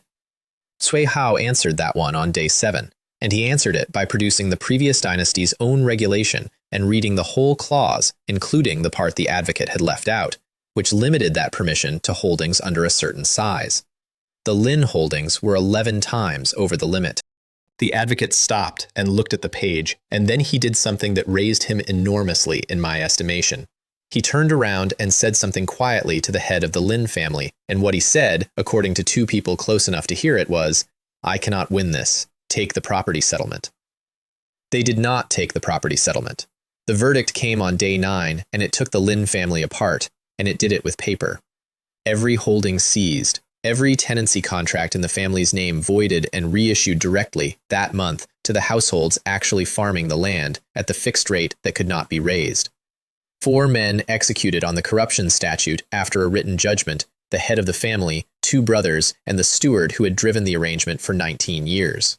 The surname struck off the prefecture register of established houses, which sounds ceremonial and is not. It meant that no Lin could hold a licensed position in Lingzhou Prefecture for 3 generations. And then the clause I wrote myself, and I made them read it out at the gate twice. Everybody else in that family, the wives, the children, the cousins, the 11-year-old boy who was now technically the head of a struck house, kept their names, kept their private property, kept their persons, and could not be touched by any officer of mine for any reason arising from this matter, forever. I did that for one reason, and it was not mercy. It was that the 11 other families were watching, and what I needed them to learn was not that I would destroy a house. Anybody can destroy a house. What I needed them to learn was that the destruction stopped exactly where the verdict said it stopped, and that a man who came in and declared honestly was going to be safe from me for the rest of his life. You cannot get 38 families to open their real books by being frightening. You get them to open their real books by being predictable. 200 years of arrangement, ended by a general who could not be bribed, a strategist with a copy of the old regulations, and a clerk at a folding table in the street at the hour of the rat. Deng Ai's report on the entire matter is 1 page long. The final line is, the cart has been added to the reconstruction inventory. Meanwhile, Wei Ho-jing had gone north and taken Jinmen City by himself, essentially by accident. The order had been to scout it. What happened was that he arrived at the gate, was refused entry, and shot the gate, because at that point in his life this had worked twice and he had stopped considering alternatives. Jinmen surrendered in about 90 minutes. Then something happened that I did not order and would not have thought of. The city's chief administrator, a man named Chao Yun, came out to surrender formally and did it beautifully, and a woman in the crowd screamed at him. Just one woman, about the grain tax. Wei Ho-jing stopped the surrender, in the middle of it. He sat on red hair in the gateway of a city he had just taken, and he asked the crowd to explain the grain tax to him, and then he stood there for 2 hours while 100 people did. Chao Yun had been running a surcharge for 6 years, not officially. He collected the Northern Zhou tax, and then he collected a second one, and the second one had a name in the local dialect that translates roughly to the walking fee. Wei Ho-jing heard all of it. Then he had the man's own ledgers brought out into the street and had a clerk read the numbers aloud. And then he executed him in front of the gate. I found out 4 days later by letter. I want to be honest about my first reaction, which was not approval.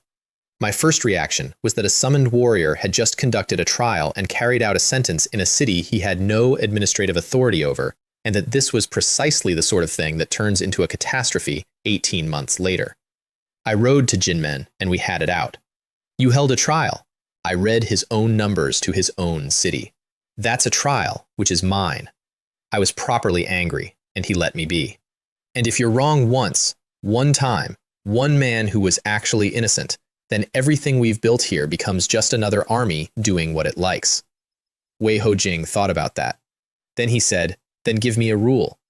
So we made one, standing in the street of a city he'd taken with an arrow, and it held for the rest of my life.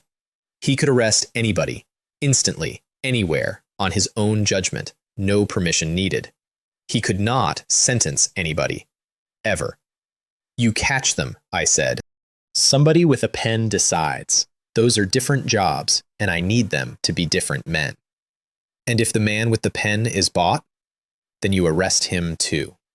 Wei Ho-jing grinned at that, and I realized about 4 seconds too late that I had just handed the most dangerous man on the continent permanent standing authority to arrest my own officials, and that I had done it in a street, verbally, with no witnesses.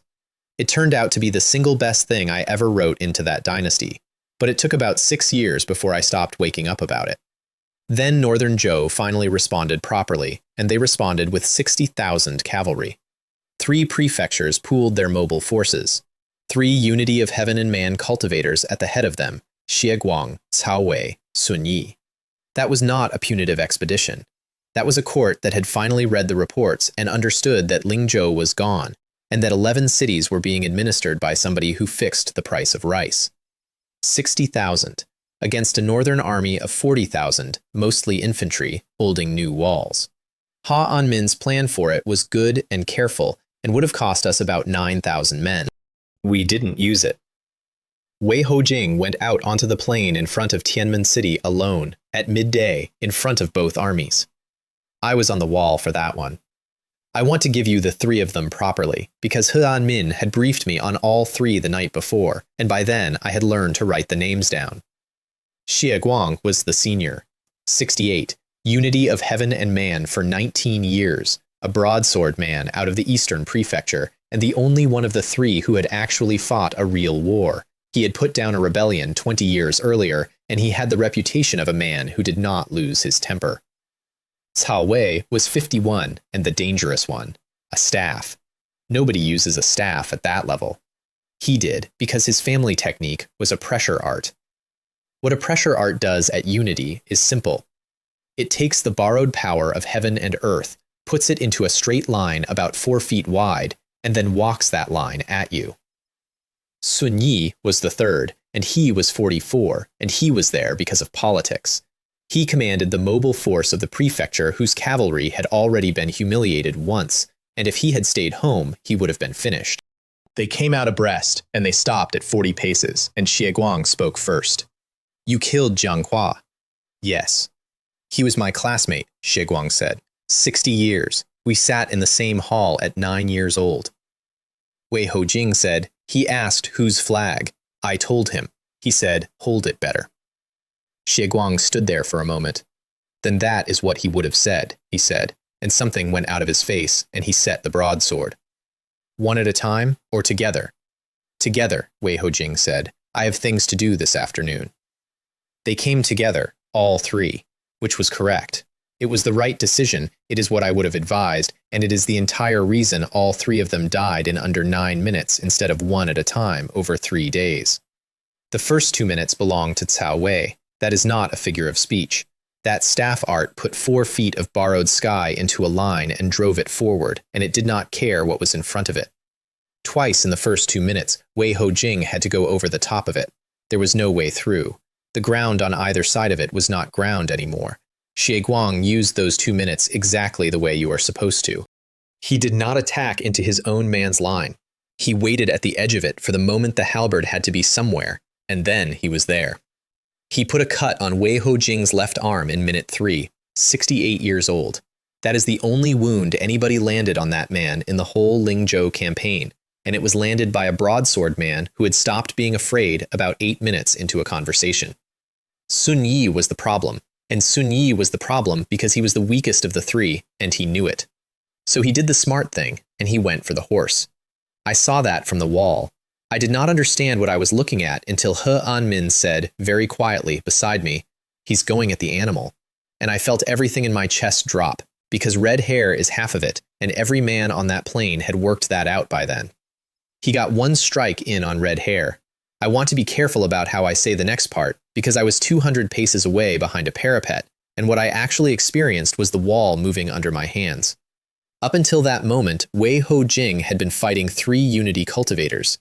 After it, he stopped fighting anybody and started doing something else. At about minute 6, the whole thing went up. Not fire, pressure. There was a column of it standing on the plain with 3 men and 1 man inside it, and the noise it made was not a battle noise. It was one continuous note like a bell that would not stop. Sun Yi came out of that column first, and he came out backward, and he did not get up. Cao Wei lasted another minute inside it. The staff was found afterward in 2 pieces, about 90 paces apart. And Xie Guang was last, and Xie Guang was the one who stayed on his feet the longest, and the account from a northern Zhou officer we took alive that evening says that at the end, the old man was not defending anymore. He had put the broadsword up in a 2-handed guard he had presumably learned at 9 years old in a hall with a friend, and he held it there, and he waited for it, and that is how it happened. Then the column came apart, and there was one thing standing in the middle of it. 60,000 cavalry in perfect order watched their 3 strongest men not come back. Then he took out the bow. 3 arrows. He did not shoot at the army. He shot the 3 command banners, one after another, at a distance that cannot be done, and every single man on that field watched his own prefecture's flag come off its pole. 60,000 cavalry broke without receiving a charge. They did not rout in the usual sense. That's the thing that stayed with me. There was no panic. It was quieter and much worse. 60,000 men simply collectively decided at the same moment that this was not a thing they were going to do today, and the field emptied from the back forward. The blood key came in that evening, and the number was 137,567. I sat in a room in Tianmen City and looked at that number for a long time. 1 dragon had been 41,000. 3 unity cultivators and a broken army was 137. 15 bandit strongholds had been 197. There's a version of me that finds that funny. What I actually felt, sitting there, was a kind of cold clarity, because I finally had the whole ledger in front of me, and the ledger said something very simple. Everything I want is on the other side of a war. There was somebody on the 3rd floor of the Shili restaurant that night who was not on my guest list. I found out because when I stood up to leave, after the table, a girl of about 15 in a pale green servant's dress was standing at the top of the stairs, holding a tray she had clearly forgotten she was holding, staring at the 2 halves of the rosewood. I said, "Are you all right?" She said, "You broke Uncle Shen's table," in the tone of somebody reporting a death. Behind her, a woman leaned out of the doorway of the private room at the end of the corridor and said, "Xin Yue, come back in and stop narrating." I looked down the corridor. The woman in the doorway was about my age, in a white palace-style gown with plum blossoms worked into it, which is not a thing anybody in a frontier prefecture wears unless they want you to know exactly how far from a frontier they grew up. She had a teacup in one hand. She had watched the whole thing from a doorway 40 feet away, and she was not remotely startled. She was also 5 chi towards Yuan at about 20, which I could see and which made me stop moving. "Your Highness," she said, "Murong Yen. I have the Vermilion Bird Treasure Pavilion in this city. You've been buying spirit herbs from me for 2 months through a clerk and paying full price, which I'd like to raise as a formal complaint." "Full price is the price. Full price is the opening price," she said. "You've been robbed 11 times. Come and eat something. You didn't touch your dinner." So I ended the most important dinner of my life to that point by having a second, better dinner in a private room with a stranger. I want to explain who she was because it took me a while to understand it, and when I did, I nearly laughed. The Vermilion Bird Treasure Pavilion is an auction house. Not a shop, the auction house, one of the 2 or 3 institutions on this continent through which genuinely rare things move. And Tantai is not a shopkeeper's surname. The Tantai family is one of the 1,000-year houses of the Tuokong dynasty, which is the largest imperial dynasty in the southern region, roughly the way the sea is the largest wet thing. She was the strongest candidate to become the next head of that family, and she had left. 4 years earlier, at 16, without telling anybody. She had gone as far south as the map goes and taken a branch posting in a border city in a country nobody in her world thought about. And then she had sat in Tianmen City for 4 years, running an auction house and reading, while 11 families ran a prefecture into the ground around her. "Why here?" I asked her eventually on the second cup. "Because nobody who matters comes here." She said it perfectly cheerfully. "Do you know what happens to a woman in my family who is obviously going to win? Everybody spends 9 years being extremely kind to her." She turned the cup. "I wanted 4 years where nobody was kind to me, on purpose." "How's that going?" "It was excellent until somebody started fixing the price of rice." Then she asked me a question that I have thought about roughly once a month ever since. We were at the window. The 3rd floor of the Shili looks out over the river and, past it, over the low quarter where the work relief crews had 400 men on the drainage cuts, and there were lamps out along the line of it even at that hour. "Your Highness, why did you open the granaries first?" "Because the price of rice had tripled." "That's what you did." I asked why. She nodded at the window. "You had a cracked wall, no gate, 1,100 prisoners, and a court in Kyoto who had to be told something. Any one of those is more urgent to a man in your position. You did grain." I thought about it properly, because she had asked properly. "Because everything else on that list can be done in the wrong order and recovered," I said. "A wall can be late. A report can be late. If 111,000 people spend 9 days deciding what kind of thing I am, and in those 9 days the price of rice is triple, then I have lost the city, and I will not get it back by building a nice gate." Murong Yen looked out at the lamps for a while. "There's a line," she said, "about climbing high. Climb high enough to see the people, not high enough to stop seeing them. You know it." "My mother used to say it," I said. "She said it about a different thing. She said it about court." That was the first time I ever told anybody in that province something true about my mother, and I have never been able to work out why it was her. We did not become allies that night. We became something more useful, which was 2 people of about the same age who had both left somewhere on purpose, sitting at a window, being honest for 2 hours, because the odds of ever seeing each other again seemed reasonable. 9 months later, she asked me for something enormous, and I said yes, without asking a single question, and that dinner is the entire reason. Meanwhile, 400 li north, Wei Hojing was in the capital of the Northern Zhou dynasty. Nobody sent him. I want that clear. I have been accused of sending him. I did not. I know I did not, because I was in Tianmen City, signing off on a drainage requisition, when a rider came in and told me where he had gone. And I said a word I would not want written down. He rode into the capital of a dynasty, alone, through the main gate, in daylight, and up the main avenue. They let him. That's the part people find hardest. They let him because by then there had been 60,000 cavalry on a plain and 3 unity cultivators in a column of pressure, and a man who does that does not get stopped by a gate captain, and everybody in that city had read the reports. He stopped in front of the imperial palace and asked for the emperor. He got a minister, then a marshal, then, eventually, the emperor of Northern Zhou on a wall, because there was nothing else to do. And then the Northern Zhou dynasty made him an offer, and the offer was very large. They offered him the position of Grand General. Not a general, the Grand General, top of the military structure of an 11-prefecture dynasty, with the seals and the authority and 100,000 men underneath it. They offered him a national treasure sword. And they offered him a princess. I have the actual account of this from 3 separate sources, including a Northern Zhou court diarist we captured 11 months later, and all 3 of them record the same reply, and the reply has become one of those things people quoted each other in taverns. Wei Ho Jing looked at the sword. Then he said, "I have a halberd." Then he looked at the offer of a princess, and he said, "I am not a horse. You do not settle me with a stable." And then he told them what he had actually come for. He said, in front of the emperor of Northern Zhou and about 200 officials on a wall, "Your martial king, where is he?" The martial king of the Northern Zhou dynasty was the strongest man in that country by an enormous margin. Dao Entry Realm. Not Unity, Dao Entry, the realm above it. The realm where perhaps 24 people in the whole southern region live, and where the rules of the world stop being suggestions. He had not been seen in public in over 30 years. Nobody answered. So Wei Ho Jing said, and this is verbatim from the diarist, "Then tell him a man came to his gate and asked for him, and was told he was busy. I will come back for him, and he will not be busy that day."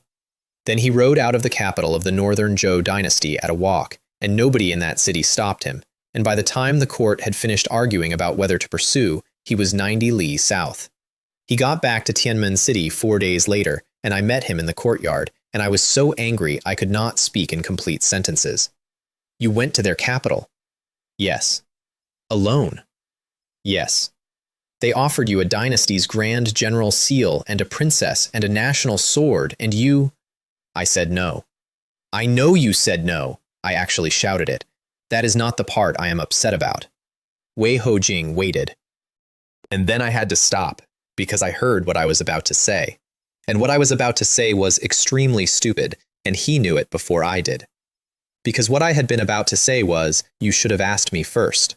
And the man had ridden into an enemy capital and been offered command of an entire dynasty's army and had said no, in public, in front of 200 officials, and then come back to a border city to be shouted at by a 19-year-old, and my complaint was about procedure.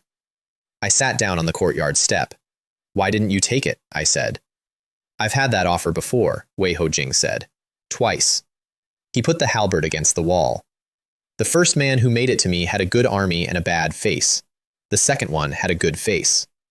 And I buried both of them, and it did not make me anything." He sat down on the step next to me, and the step complained. "Your Highness, you put me on a road for 4 months with no name and no banner. I did not like it. I have thought about it a great deal. And nobody has ever asked me to be unimportant before," he said. "It turns out to be the only thing anyone has ever asked me for that was actually difficult." He picked at the stone with his thumb. "So they can keep their seal," he said. "I would like to see how far this goes." I have had oaths sworn to me, formal ones, in halls, with witnesses and titles. That was not one of them, and it is the only one I have ever needed. Then he said, "Also, the princess was 11, and I found the whole conversation extremely uncomfortable," and got up and went to find food, and the moment was over. The wolf cavalry came back into Tianmen City the same week, and I paid them in silver bricks. Actual bricks. It was Cui Hao's idea, and it was pure theater, and I have never regretted it. 710 riders had spent 5 weeks taking 11 cities, and I could have paid them by note through a paymaster, quietly, correctly, the way it is done in every army on this continent. Instead, I had the treasury cast the whole payroll into bricks, and I stacked them in the square, and every man came up and got handed his in front of the city. It cost the same amount of silver. It bought something else entirely. There was one other thing that happened that week, and I only found out about it a year later. Deng Ai and Wei Hojing had a problem. I did not know they had a problem.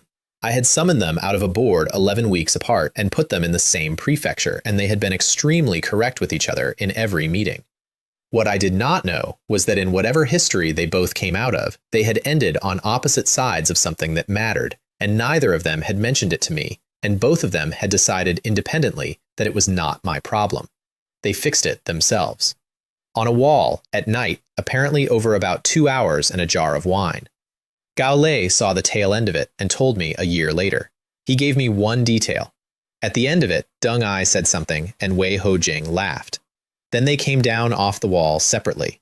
And from that night on, Deng Ai was the only man in my entire army who could tell Wei Hojing no and be listened to. I have never asked either of them about it. Some things you get to have without owning. Cui Hao came to me at the end of that month with the ledger of what we had spent and what we had earned, and a recommendation I did not like.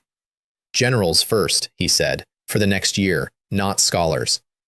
I have a prefecture with a broken tax base and 41% of the land in state hands. That is a scholar's problem. That is my problem, Cui Hao said, and I can hold it for 18 months with clerks and threats.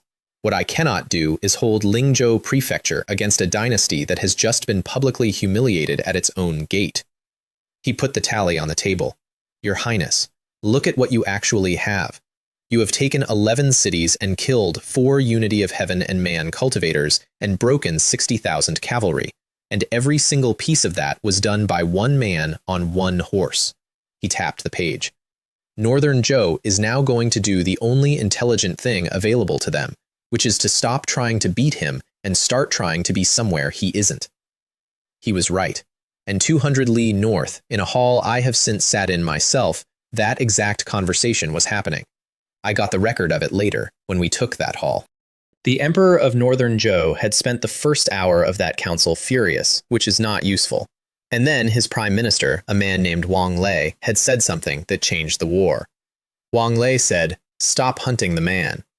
Then he laid out the alternative, and it was good, and I have kept a copy of it because it was the first genuinely dangerous idea anybody in that dynasty had about us. He proposed spear infantry, not cavalry. Cavalry had been tried, and cavalry had produced a very expensive lesson.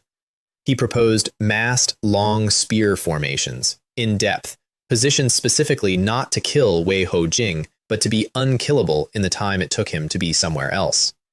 11,000 men in a formation that can be walked forward slowly and that a single rider, however impossible, cannot dismantle inside an afternoon. Because the whole thing, Wang Lei pointed out, rested on one man being able to be in one place. He is one horse, Wang Lei said to his emperor. Make the map bigger than one horse. That was going to become a serious problem for me in about a year. I want to flag it here because when it arrived, I had 4 days to solve it, and I solved it badly. Down south in Yizhou, my second brother read about all of it in a journal. Chen Ruijia, Prince of Tao, 2 years older than me, 3 flowers gathering at the crown, competent, careful, and the only one of my brothers who had ever bothered to be neither kind nor cruel to me. The Misty Rain Tower publishes a journal, not the rankings, a quarterly. Events, duels, notable deaths, movements. It goes to every court and every sect and every family with money in 4 regions, and that quarter it had a piece about Lingzhou Prefecture that ran 3 full pages. My second brother read all 3 pages. His attendant reported that he read them twice. Then he put the journal down and asked for wine, which was not a thing he did in the afternoon, and he sat with it for a while and did not say anything at all. That's the whole scene. That's all I ever got. But I have thought about it a great deal, because 2 years later that man asked to be posted to the northern frontier under a commander of my choosing, and I have always believed the decision was made in that chair. Kyoto did not handle it as well. Here's what actually happened in the capital, and it is genuinely one of my favorite things. Nobody in Kyoto had believed the dragon. Lin Yuanshan's sealed report had gone in. It had been read. It had been filed. The working opinion in the capital was that a frontier governor with 11 years of nothing had written a fantasy to make his province interesting. The more sophisticated opinion was that a soft prince had bought a governor. Then Lingzhou Prefecture fell. 11 cities. A Unity of Heaven and Man cultivator, dead at a gate in front of 1,100 witnesses. 60,000 cavalry broken on open ground. And the Misty Rain Tower Quarterly, which does not exaggerate because exaggeration is bad for business, printing 3 pages of it with names and dates. The capital lost its mind for about 6 weeks, and the rumors it produced were spectacular. There was a version where I had found a tomb. That one was the most popular. The third prince had opened an ancient grave in Qizhou and let out a general from the age of legends. And I want to note that this version was correct in every single particular except the grave. There was a version where the man in red armor was my mother's brother, which required my mother to have a brother. There was a version where he was not a man, and there was one version that circulated in the offices rather than the tea houses. It said the third prince had been at the inner gang realm since he was 15 and had hidden it. I have never found out who started that one. I would very much like to know. It was the only one that frightened me. My eldest brother's response to all of it was to arrest people. I want to give him his scene because he has been a paragraph in this story so far, and that is not fair to what he actually was. Chen Tianrui, Crown Prince of the Great Qian Dynasty, 24 years old, 3 flowers gathering at the crown, which had been the great fact of his life since he was 20, and which had just quietly stopped being a record without anybody telling him. He was not stupid. He was not cruel, particularly. He had been the answer to every question in that palace since the day he was born, and the thing that does to a man is not arrogance. It is that he has never once had to find out what he would do if the answer were no. I have the scene from Fang Zhenlong, and it took place in the Eastern Palace over the Misty Rain Quarterly. My brother read the 3 pages about Lingzhou Prefecture. Then he read them again. Then he asked his household for 4 things, and here they are because they tell you everything about him. He asked for the provincial reports out of Qizhou for the last 2 years. Sensible. He asked for a list of every officer in the Northern Army who had been promoted since I arrived. Also sensible, and rather good. He asked which of his own household had family in Qizhou. Not sensible, and the beginning of a problem. And then he asked whether anything could be done about the talking. His chief steward, who was a competent man, said that speech in the tea houses was outside the household's authority and would, in any case, burn itself out in a season.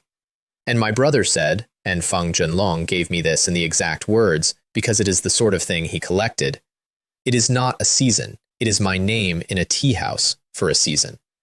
11 people were picked up in 1 month.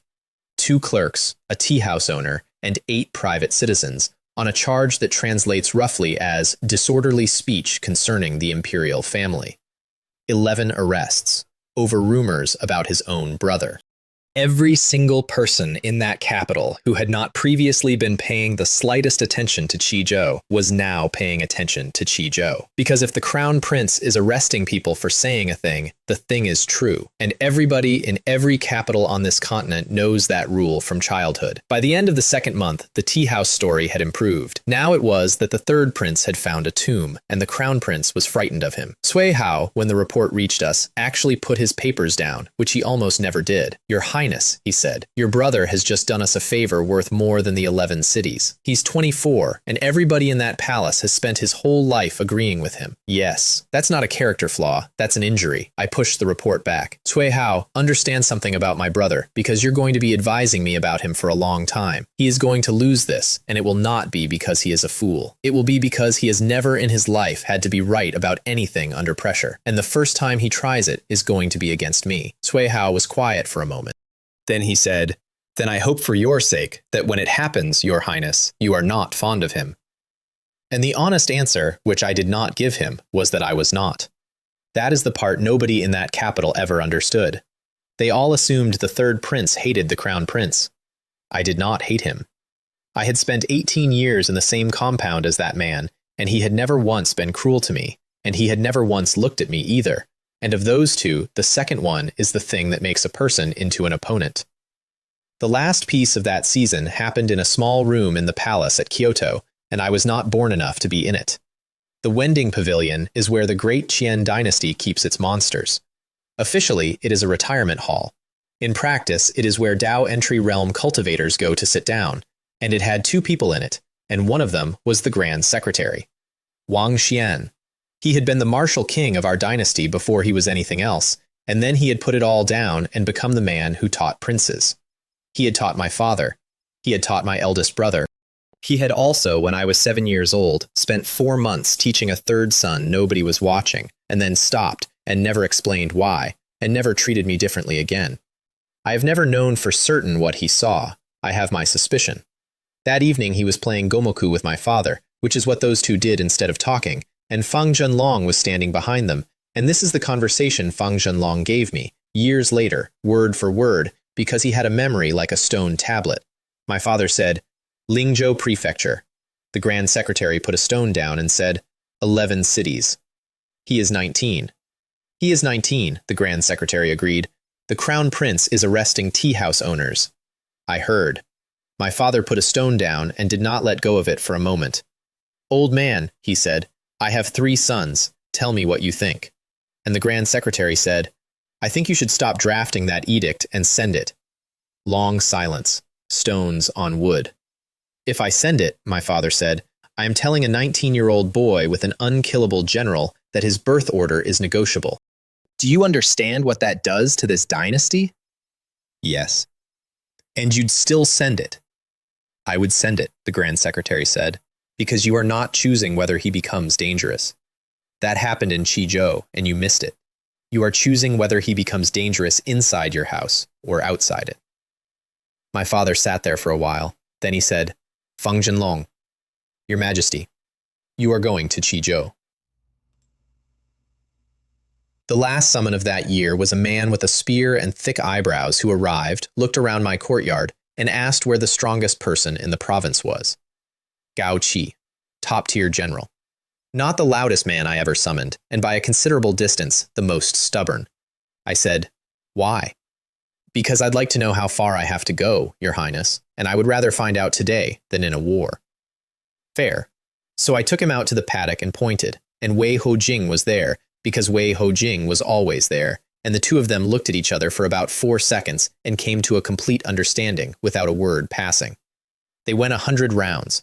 Gao Qi was 5 qi towards Yuan. Wei Hojing was unity of heaven and man, which means the fight was not a fight. It was an interview, and both of them knew it, and neither of them treated it as one. 100 rounds, in the dirt, in front of about 900 spectators who had abandoned their posts over the better part of 2 hours. He lost every single one of them. He also finished the 100th still standing up, and at the end of it, Wei Hojing did something I had not seen him do before, which was hand somebody his own water. Gao Qi drank it. Then he said, "Again tomorrow." "Tomorrow," Wei Hojing said. They did it every day for a year.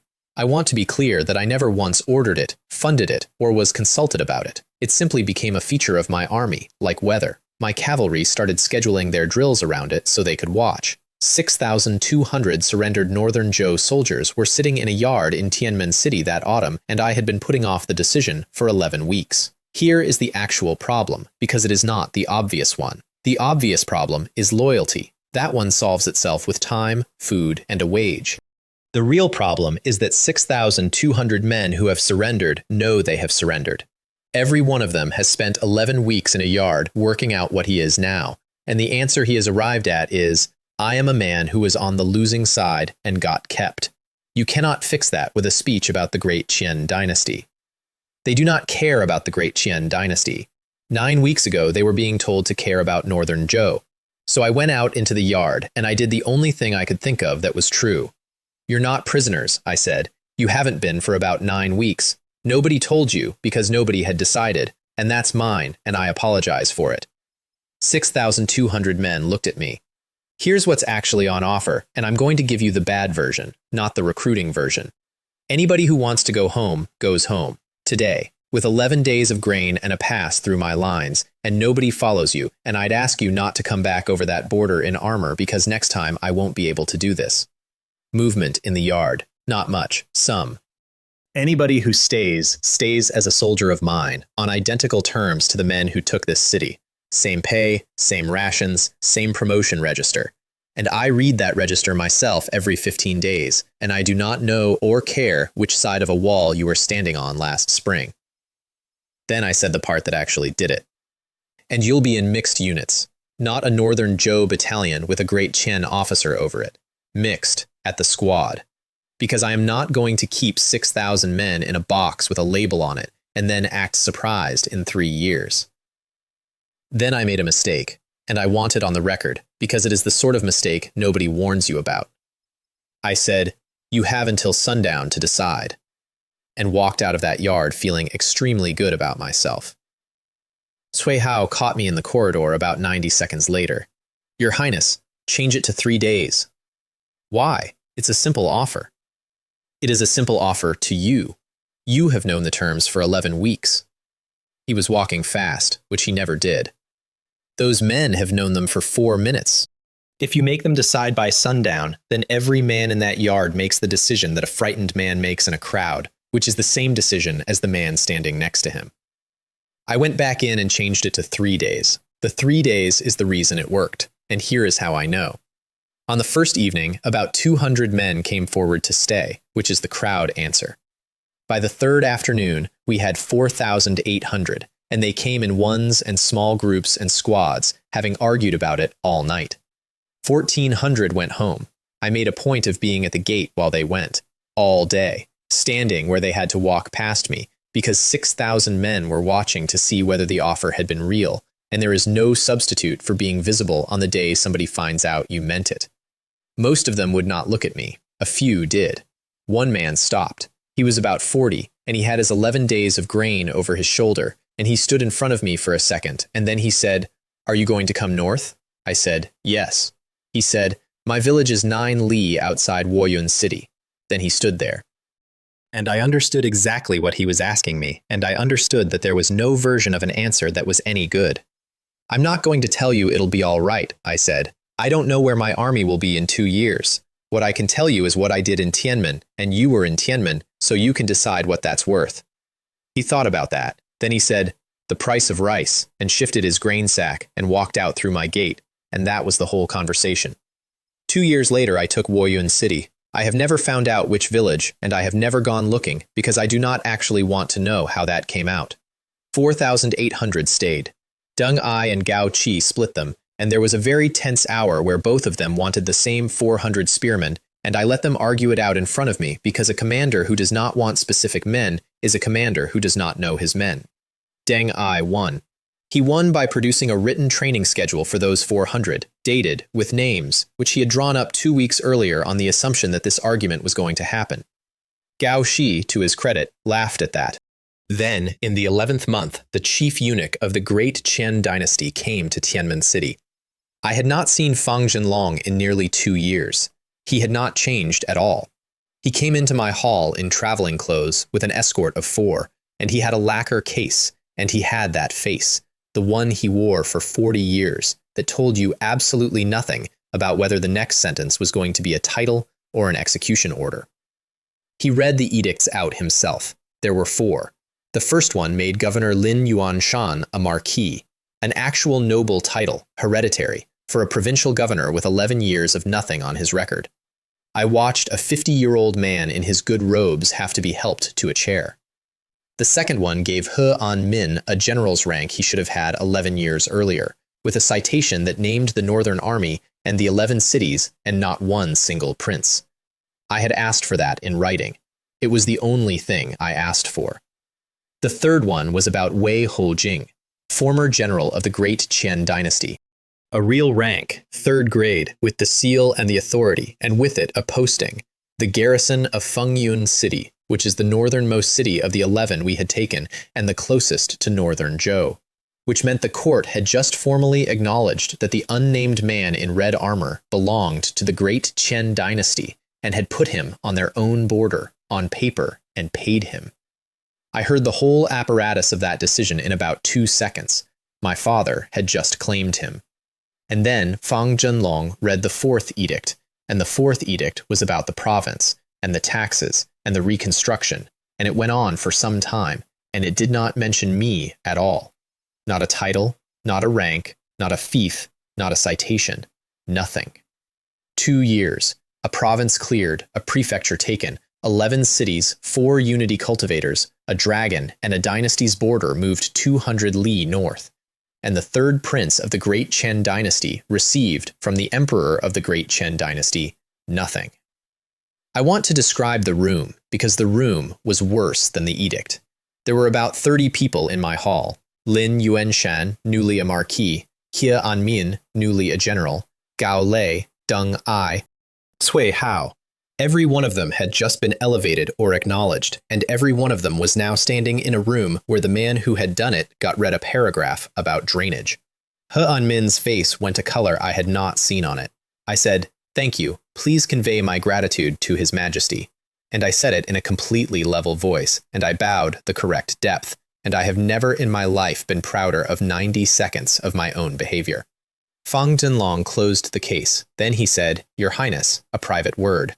We went into a side room. He shut the door himself, which he did not have to do, and then he stood there for a moment, and I watched a man who had served my father for 40 years decide how to say something. "His Majesty instructed me to give you a message," Fang Zhenlong said, "verbally, only to you. There is no document, and there will not be one." "Go on." "His Majesty says, take the capital of the Northern Zhou dynasty within 7 years." He paused. "And the throne of the great Qian dynasty is yours." The room was extremely quiet. I want to tell you what I felt, and it was not triumph. It was vertigo.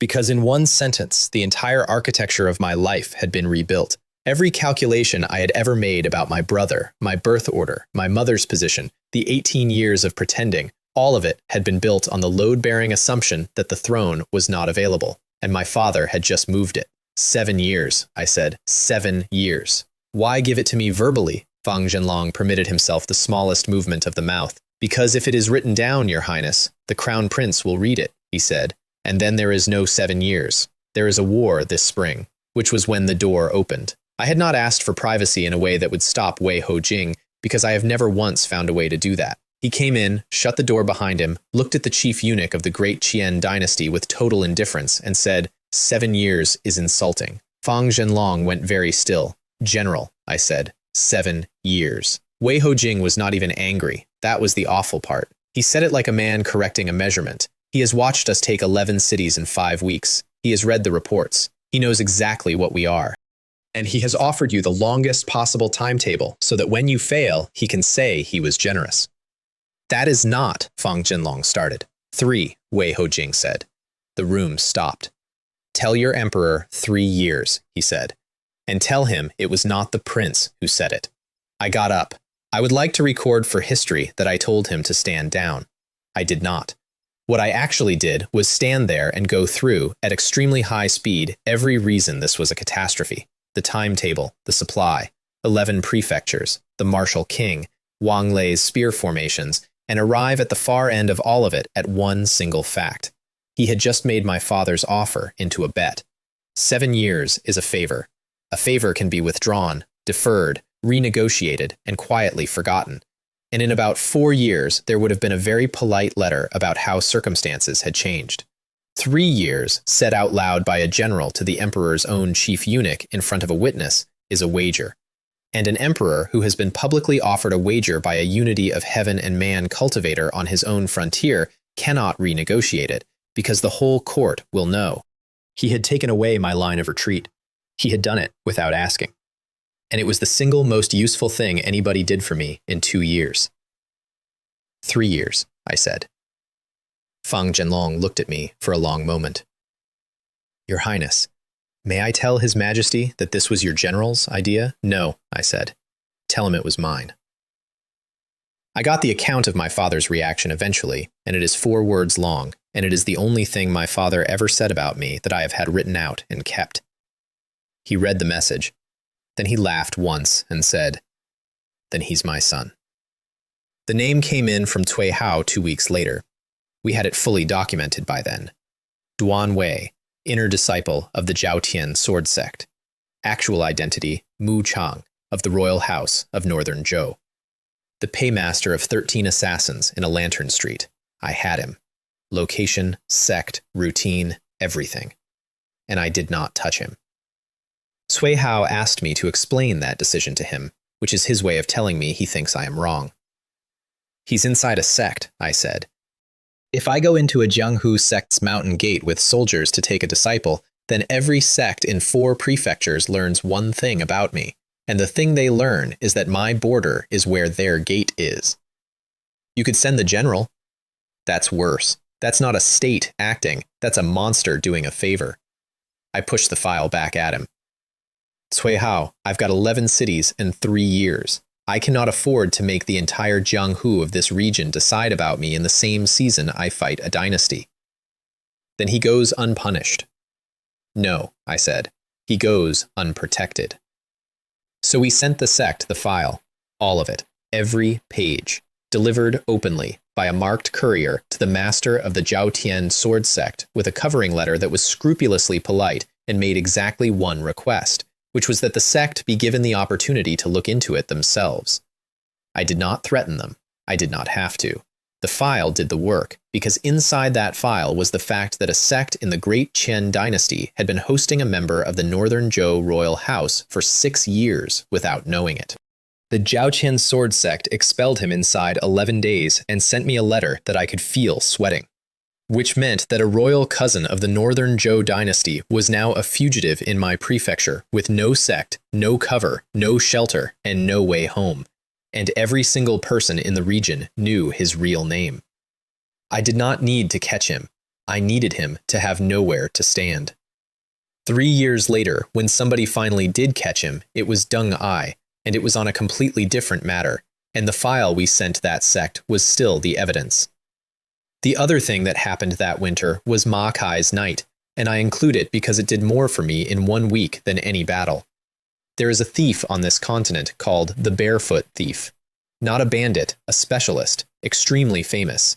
A lightness skill artist who had been robbing sects and aristocratic houses across 3 regions for 19 years and had never been caught by anybody, ever, including 2 separate Unity cultivators. He came through my prefecture and took something from a house in Fengyun City. Ma Kai went after him. On his own, at night, with no orders because a man from Juyi Manor had come to the gate and told him about it. He chased that thief 1,000 li in 1 night. I want to put that number in a room, 1,000 li. Overnight, on foot, at speed, across a prefecture, and he caught him at dawn on a riverbank in another county entirely, took the thing back, and then, because this is who he was, sat down with the man and had breakfast. Then he let him go. He came back 4 days later and reported all of it to me, including the part about letting him go, and I asked him why. He's 19 years at it and never once hurt anybody, Your Highness, Ma Kai said, and now he knows me. He shrugged. I'd rather have a friend who can get into anywhere than a corpse who can't. Elder Ma. Inside 2 months, there was not a county in the prefecture where that name did not open a door. And I want to be honest that I had not planned any of it. I had bought a top-tier general for 40,000 blood chi and given him a road because he asked, and what I got back was a province that trusted a man instead of a government. Then, at the turn of the year, I spent everything. I had 180,000 blood ki in the tower and no reason to hold it, and Cui Hao's argument about generals had turned out to be right, and I was 3 years from having to take the capital of a dynasty. So I emptied the account. 6 summons in 1 afternoon. The first one out was Xiahou Jing, second rate, and I have never been happier with a cheap draw. He arrived enormous, cheerful, and carrying a sword that a normal man would need a cart for, and inside 2 days he had done the single most useful thing available to him, which was to walk into the wolf cavalry mess and lose an arm wrestling contest to Strongbear on purpose. I know it was on purpose. He knows it was on purpose. Strongbear does not know it was on purpose to this day, and I will go to my grave without telling him. Then it got serious. Gan Xing came out of that board with 11 visible scars and no interest at all in conversation. I have summoned people who talked to me for 4 hours on the first day. Gan Xing's entire first interview consisted of him confirming his name, looking at a map of Danzhou, and asking one question, which was whether I wanted the river or the coast. I said both, eventually. He said, then the river first, and left. 11 weeks later, I got a report. It was a list of every ford, sandbar, and seasonal depth on 200 li of the Jiulgong River, in the worst handwriting I have ever seen. The covering note was 4 words long. Barges will not pass. He was right, and it cost me 11,000 taels to fix, and it saved a campaign 3 years later. Tianming came out looking like a comfortable, middle-aged administrator who had never been outdoors. He asked me for a map on the first day. Not soldiers, not a posting, not a budget. A map. Then he asked whether he could have the tax rolls as well, which I found odd, and then he explained it, and I have never looked at a country the same way since. Your Highness, you have 11 cities and one road between them, and it is the road the Northern Zhou dynasty built, and it runs where it runs because 200 years ago somebody wanted to move soldiers. He put both hands on the map. Grain does not move like soldiers. Grain moves downhill, and it moves on water. Show me where your grain has to go, and I will show you why 4 of your 11 cities will always be poor, and it will not be anybody's fault. He was right about all 4. 2 of them are not poor anymore. That took 9 years and a canal. Kui Ren came out top tier, a mountain warfare specialist out of the far west, and the single most cautious man I have ever employed. I could tell in the first 10 minutes. He asked about supply before he asked about the enemy. He asked about weather before he asked about walls. When I told him we had taken 11 cities in 5 weeks, his response was not congratulation. It was, then your granaries are wrong. And he was correct, they were, in 3 of them. Zhuo Han shot something for me on the 2nd day, and I am still angry about it. He asked for a target at 200 paces. My archery master, a good man with 26 years on the frontier, set one up at 180 and said, politely, that 200 was not a serviceable range for a man who intends to hit anything. Zhuo Han hit the target at 180. Then he hit the peg holding the target up. Then he asked, apparently sincerely, whether we had anything further out, and my archery master went and sat down on a bench. By the end of that season, Zhuo Han was running a crossbow and bow battalion of 6,000, and my archery master was his second, and the 2 of them got on extremely well, which tells you something good about both of them. And Huo Qing. I am not going to do Huo Qing properly here because he does not fit in a list, and because he is the reason a very long story happens in a mountain range 2 years from now. What I will say is that he arrived, was assigned to Cui Ren, disagreed with Cui Ren about literally everything, and that the pair of them together were worth 4 of anybody else in any terrain with a slope on it. 6 people in 1 afternoon. And then I did the thing that mattered more than the 6, which was the academies.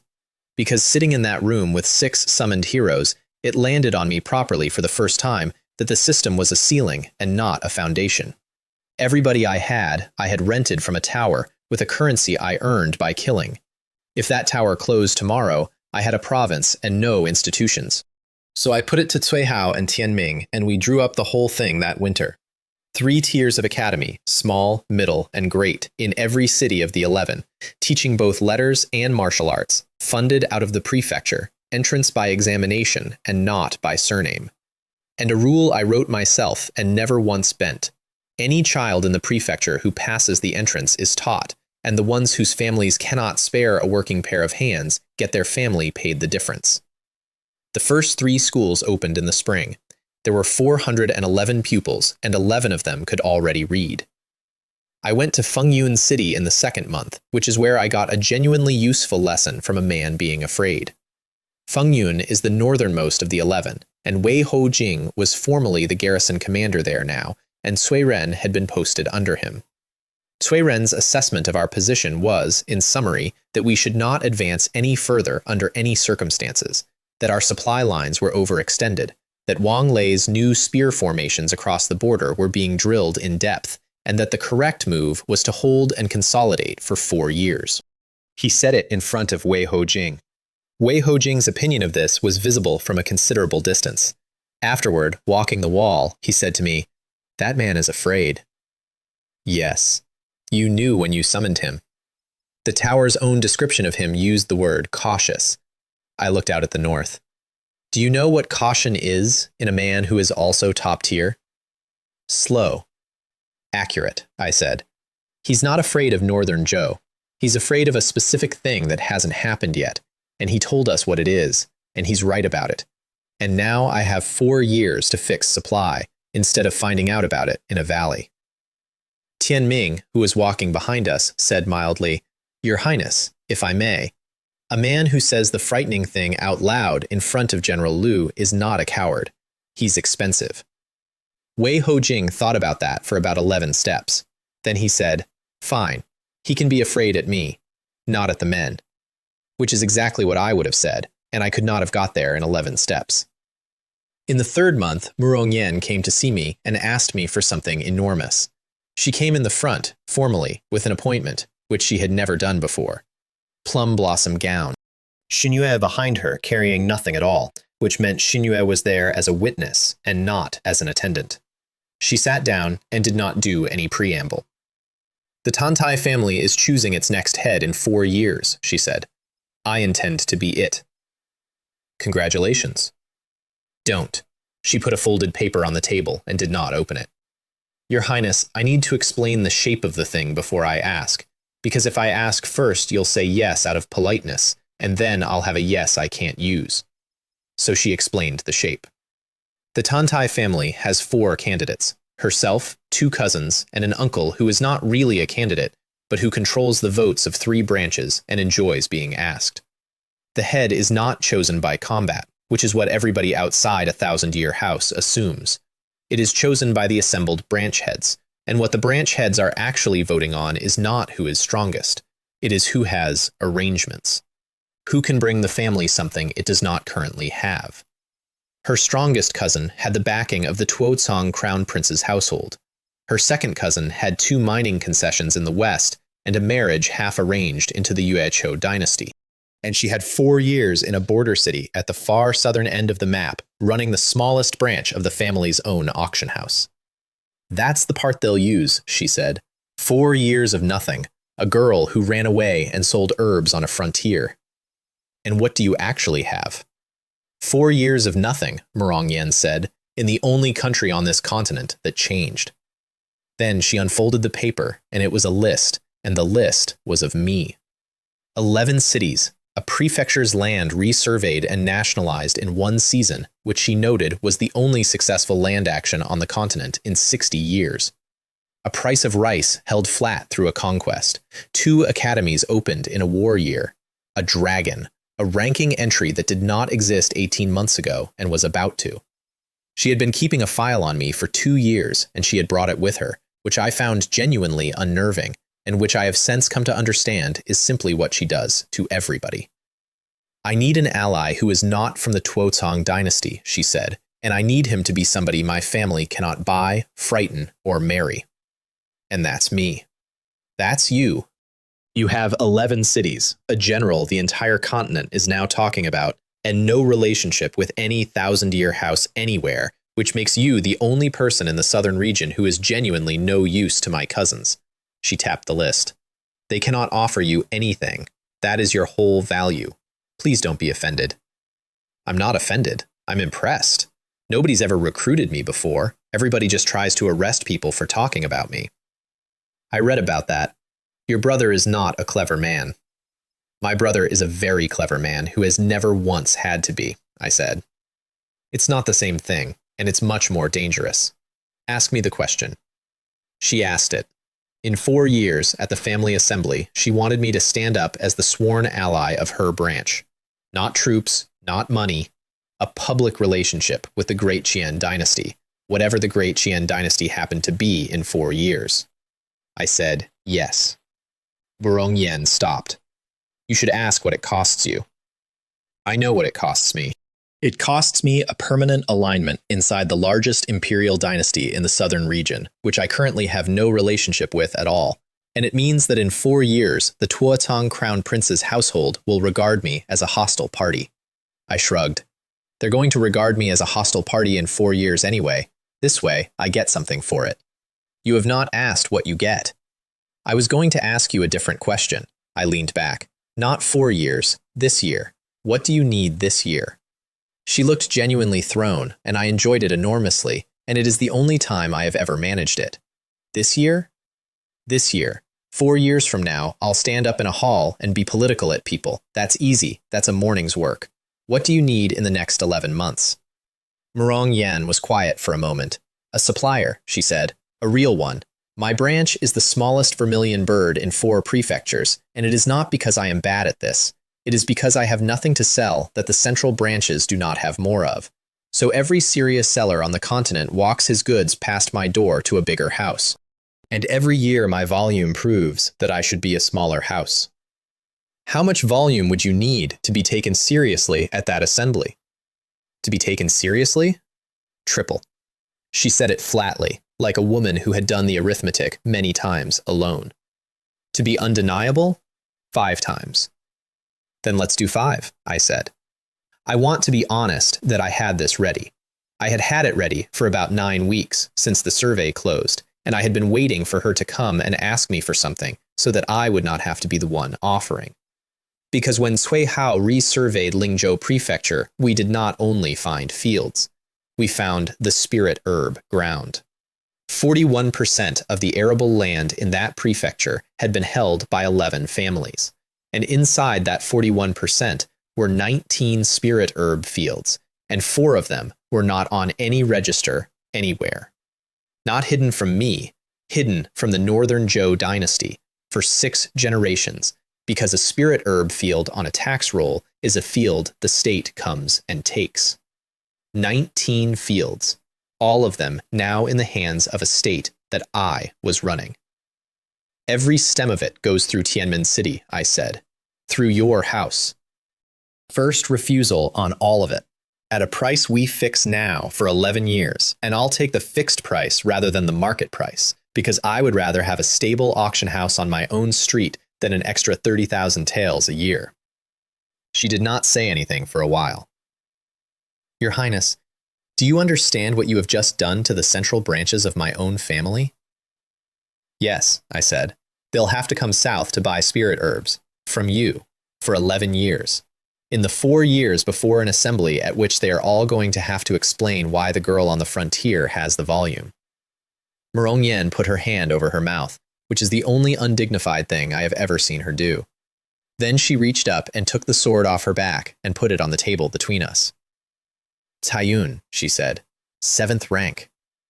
7th rank. There were perhaps 9 weapons above 6th rank in that entire prefecture, and one of them had just been set down on my desk by a 20-year-old auction house manager who had been introduced to me by a girl complaining about a table. I'm not taking your sword. You're not taking it, you're trading for it. She pushed it an inch closer. Give me something of yours. It does not have to be better. It has to be yours, and it has to be something you would miss, because a gift can be returned and a trade cannot. And in 4 years, I am going to need to be able to say in a hall full of my relatives that we traded. I sat there for a second, and then I understood the whole thing, and I got up and went and got Fufeng off the wall. It was not 7th rank, it was not even 5th. It was the sword I had carried out of Kyoto in 11 crates, the one that had been in my luggage because a prince has to own a sword, the one I was officially not good enough to lift. It was also the one I had used in a lantern street on a woman who was better than me. I put it on the table.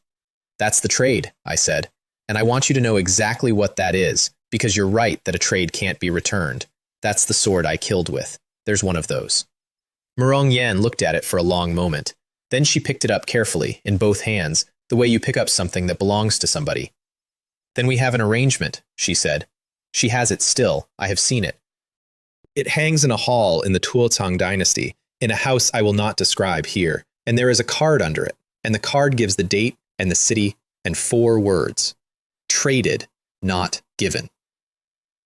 I left Qizhou in the 4th month, and I left it quietly, and almost nobody knew. Here is why. I had 3 years to take the capital of a dynasty. I had 111,000 people in one city and 500,000 in the prefecture.